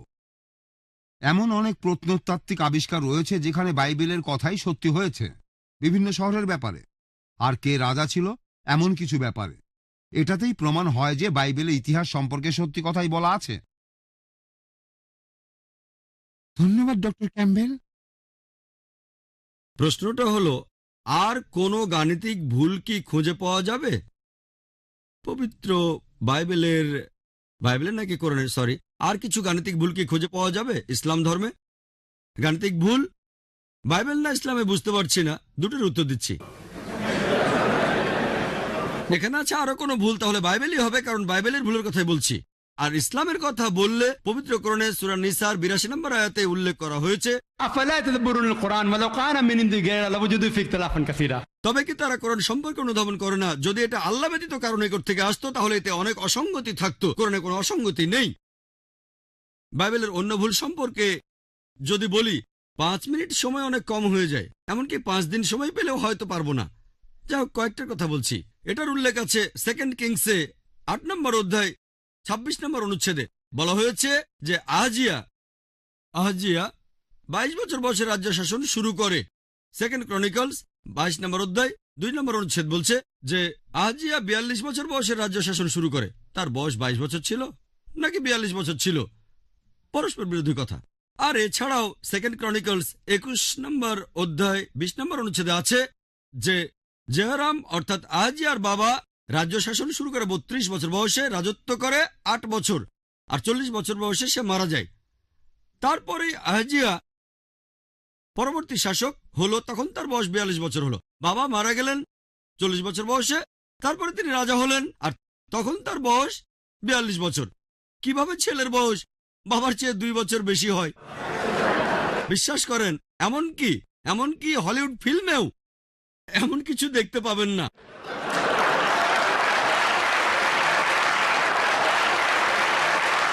হলিউড ফিল্মে আপনি ইউনিকর্ন দেখতে পারেন, সেটার কথা আমি আগে বলেছি। ককরোটাইজ দেখতে পারেন, বাইবেলেও এটা বলা আছে। ককরোটাইজ আর দেখতে পারেন ড্রাগন, সর্পদানব, কিন্তু সেখানেও এটা দেখতে পাবেন না যে কোনো ছেলে তার বাবার চেয়ে 2 বছরের বড়। এটা কোনো অলৌকিক কাজও নয়। অলৌকিকভাবে এটা সম্ভব নয়, অসম্ভব। অলৌকিকভাবে কুমারী মায়ের গর্ভে জন্ম নিতে পারে, কিন্তু অলৌকিকভাবে এটা হবে না যে ছেলে তার বাবার চেয়ে 2 বছরের বড় হতে পারে। এরপর যদি পড়েন, বাইবেলে উল্লেখ আছে 2 স্যামুয়েলস 24 নম্বর অধ্যায়ের 9 নম্বর অনুচ্ছেদে যে সেখানে যেসব লোক যুদ্ধে অংশ নিয়েছিল তাদের একটা লিস্ট দেয়া আছে। 2 স্যামুয়েলসে 24 নম্বর অধ্যায় 9 নম্বর অনুচ্ছেদে বলা আছে যারা যুদ্ধ করেছিল, 8 লক্ষ মানুষ যুদ্ধে অংশগ্রহণ করেছিল, আর ছিল জুডার 5 লক্ষ মানুষ। যদি আপনারা অন্য জায়গায় দেখেন, 1 ক্রনিকলসে 21 নম্বর অধ্যায়ের 5 নম্বর অনুচ্ছেদে বলা আছে যে 11 লক্ষ মানুষ সেই যুদ্ধে অংশগ্রহণ করেছিল। তারা ছিল সবাই ইসরায়েলবাসী, আর 10,460 জন জুডার লোক যুদ্ধে অংশগ্রহণ করেছিল। সেখানে কি 8 লক্ষ মানুষ যুদ্ধ করেছিল ইসরায়েলের লোকজন, নাকি 11 লক্ষ মানুষ ছিল? জুডা থেকে কি 5 লক্ষ লোক এসেছিল, নাকি 10,460 জন লোক এসেছিল? এটা একটা পরস্পর বিরোধী তথ্য।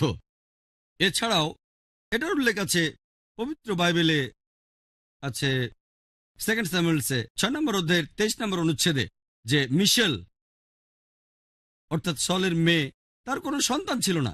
2 স্যামুয়েলসে 21 নম্বর অধ্যায় 8 নম্বর অনুচ্ছেদে আছে সলের মেয়ে মিশেলের 5টা ছেলে ছিল।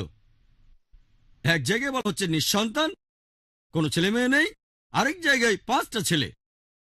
এরপর যদি আপনারা পড়েন বাইবেলে গসপেল অফ ম্যাথিউ 1 নম্বর অধ্যায় 16 নম্বর অনুচ্ছেদে বলা হচ্ছে যীশুখ্রিস্ট এবং তার বংশপরিচয় সম্পর্কে। এছাড়াও আছে লুকের 3 নম্বর অধ্যায়ের 23 নম্বর অনুচ্ছেদে বলা হয়েছে যীশুখ্রিস্টের বাবা জোসেফ, তার বাবা হলো জ্যাকব।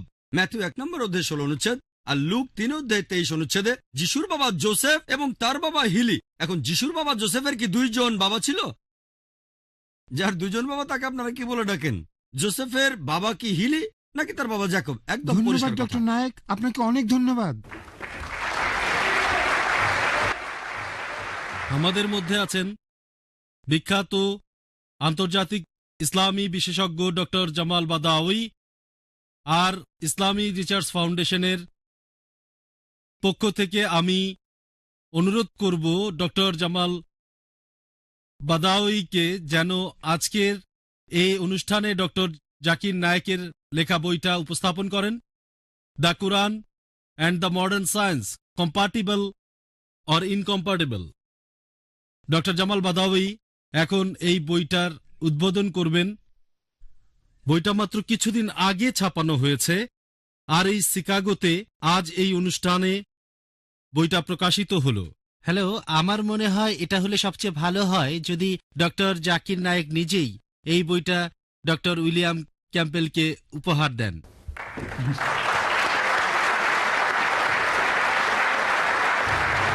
ধন্যবাদ ডক্টর ক্যাম্পবেল, ধন্যবাদ। নিন। আমার পক্ষ থেকে ঠিক আছে।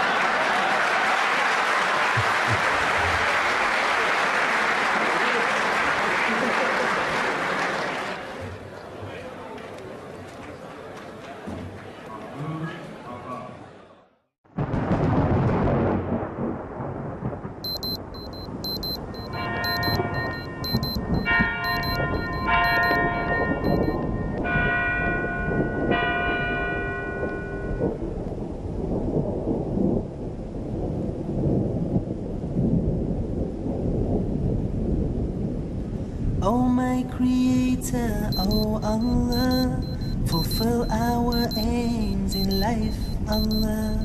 Forgive our sins, Ya Allah, oh Allah, the most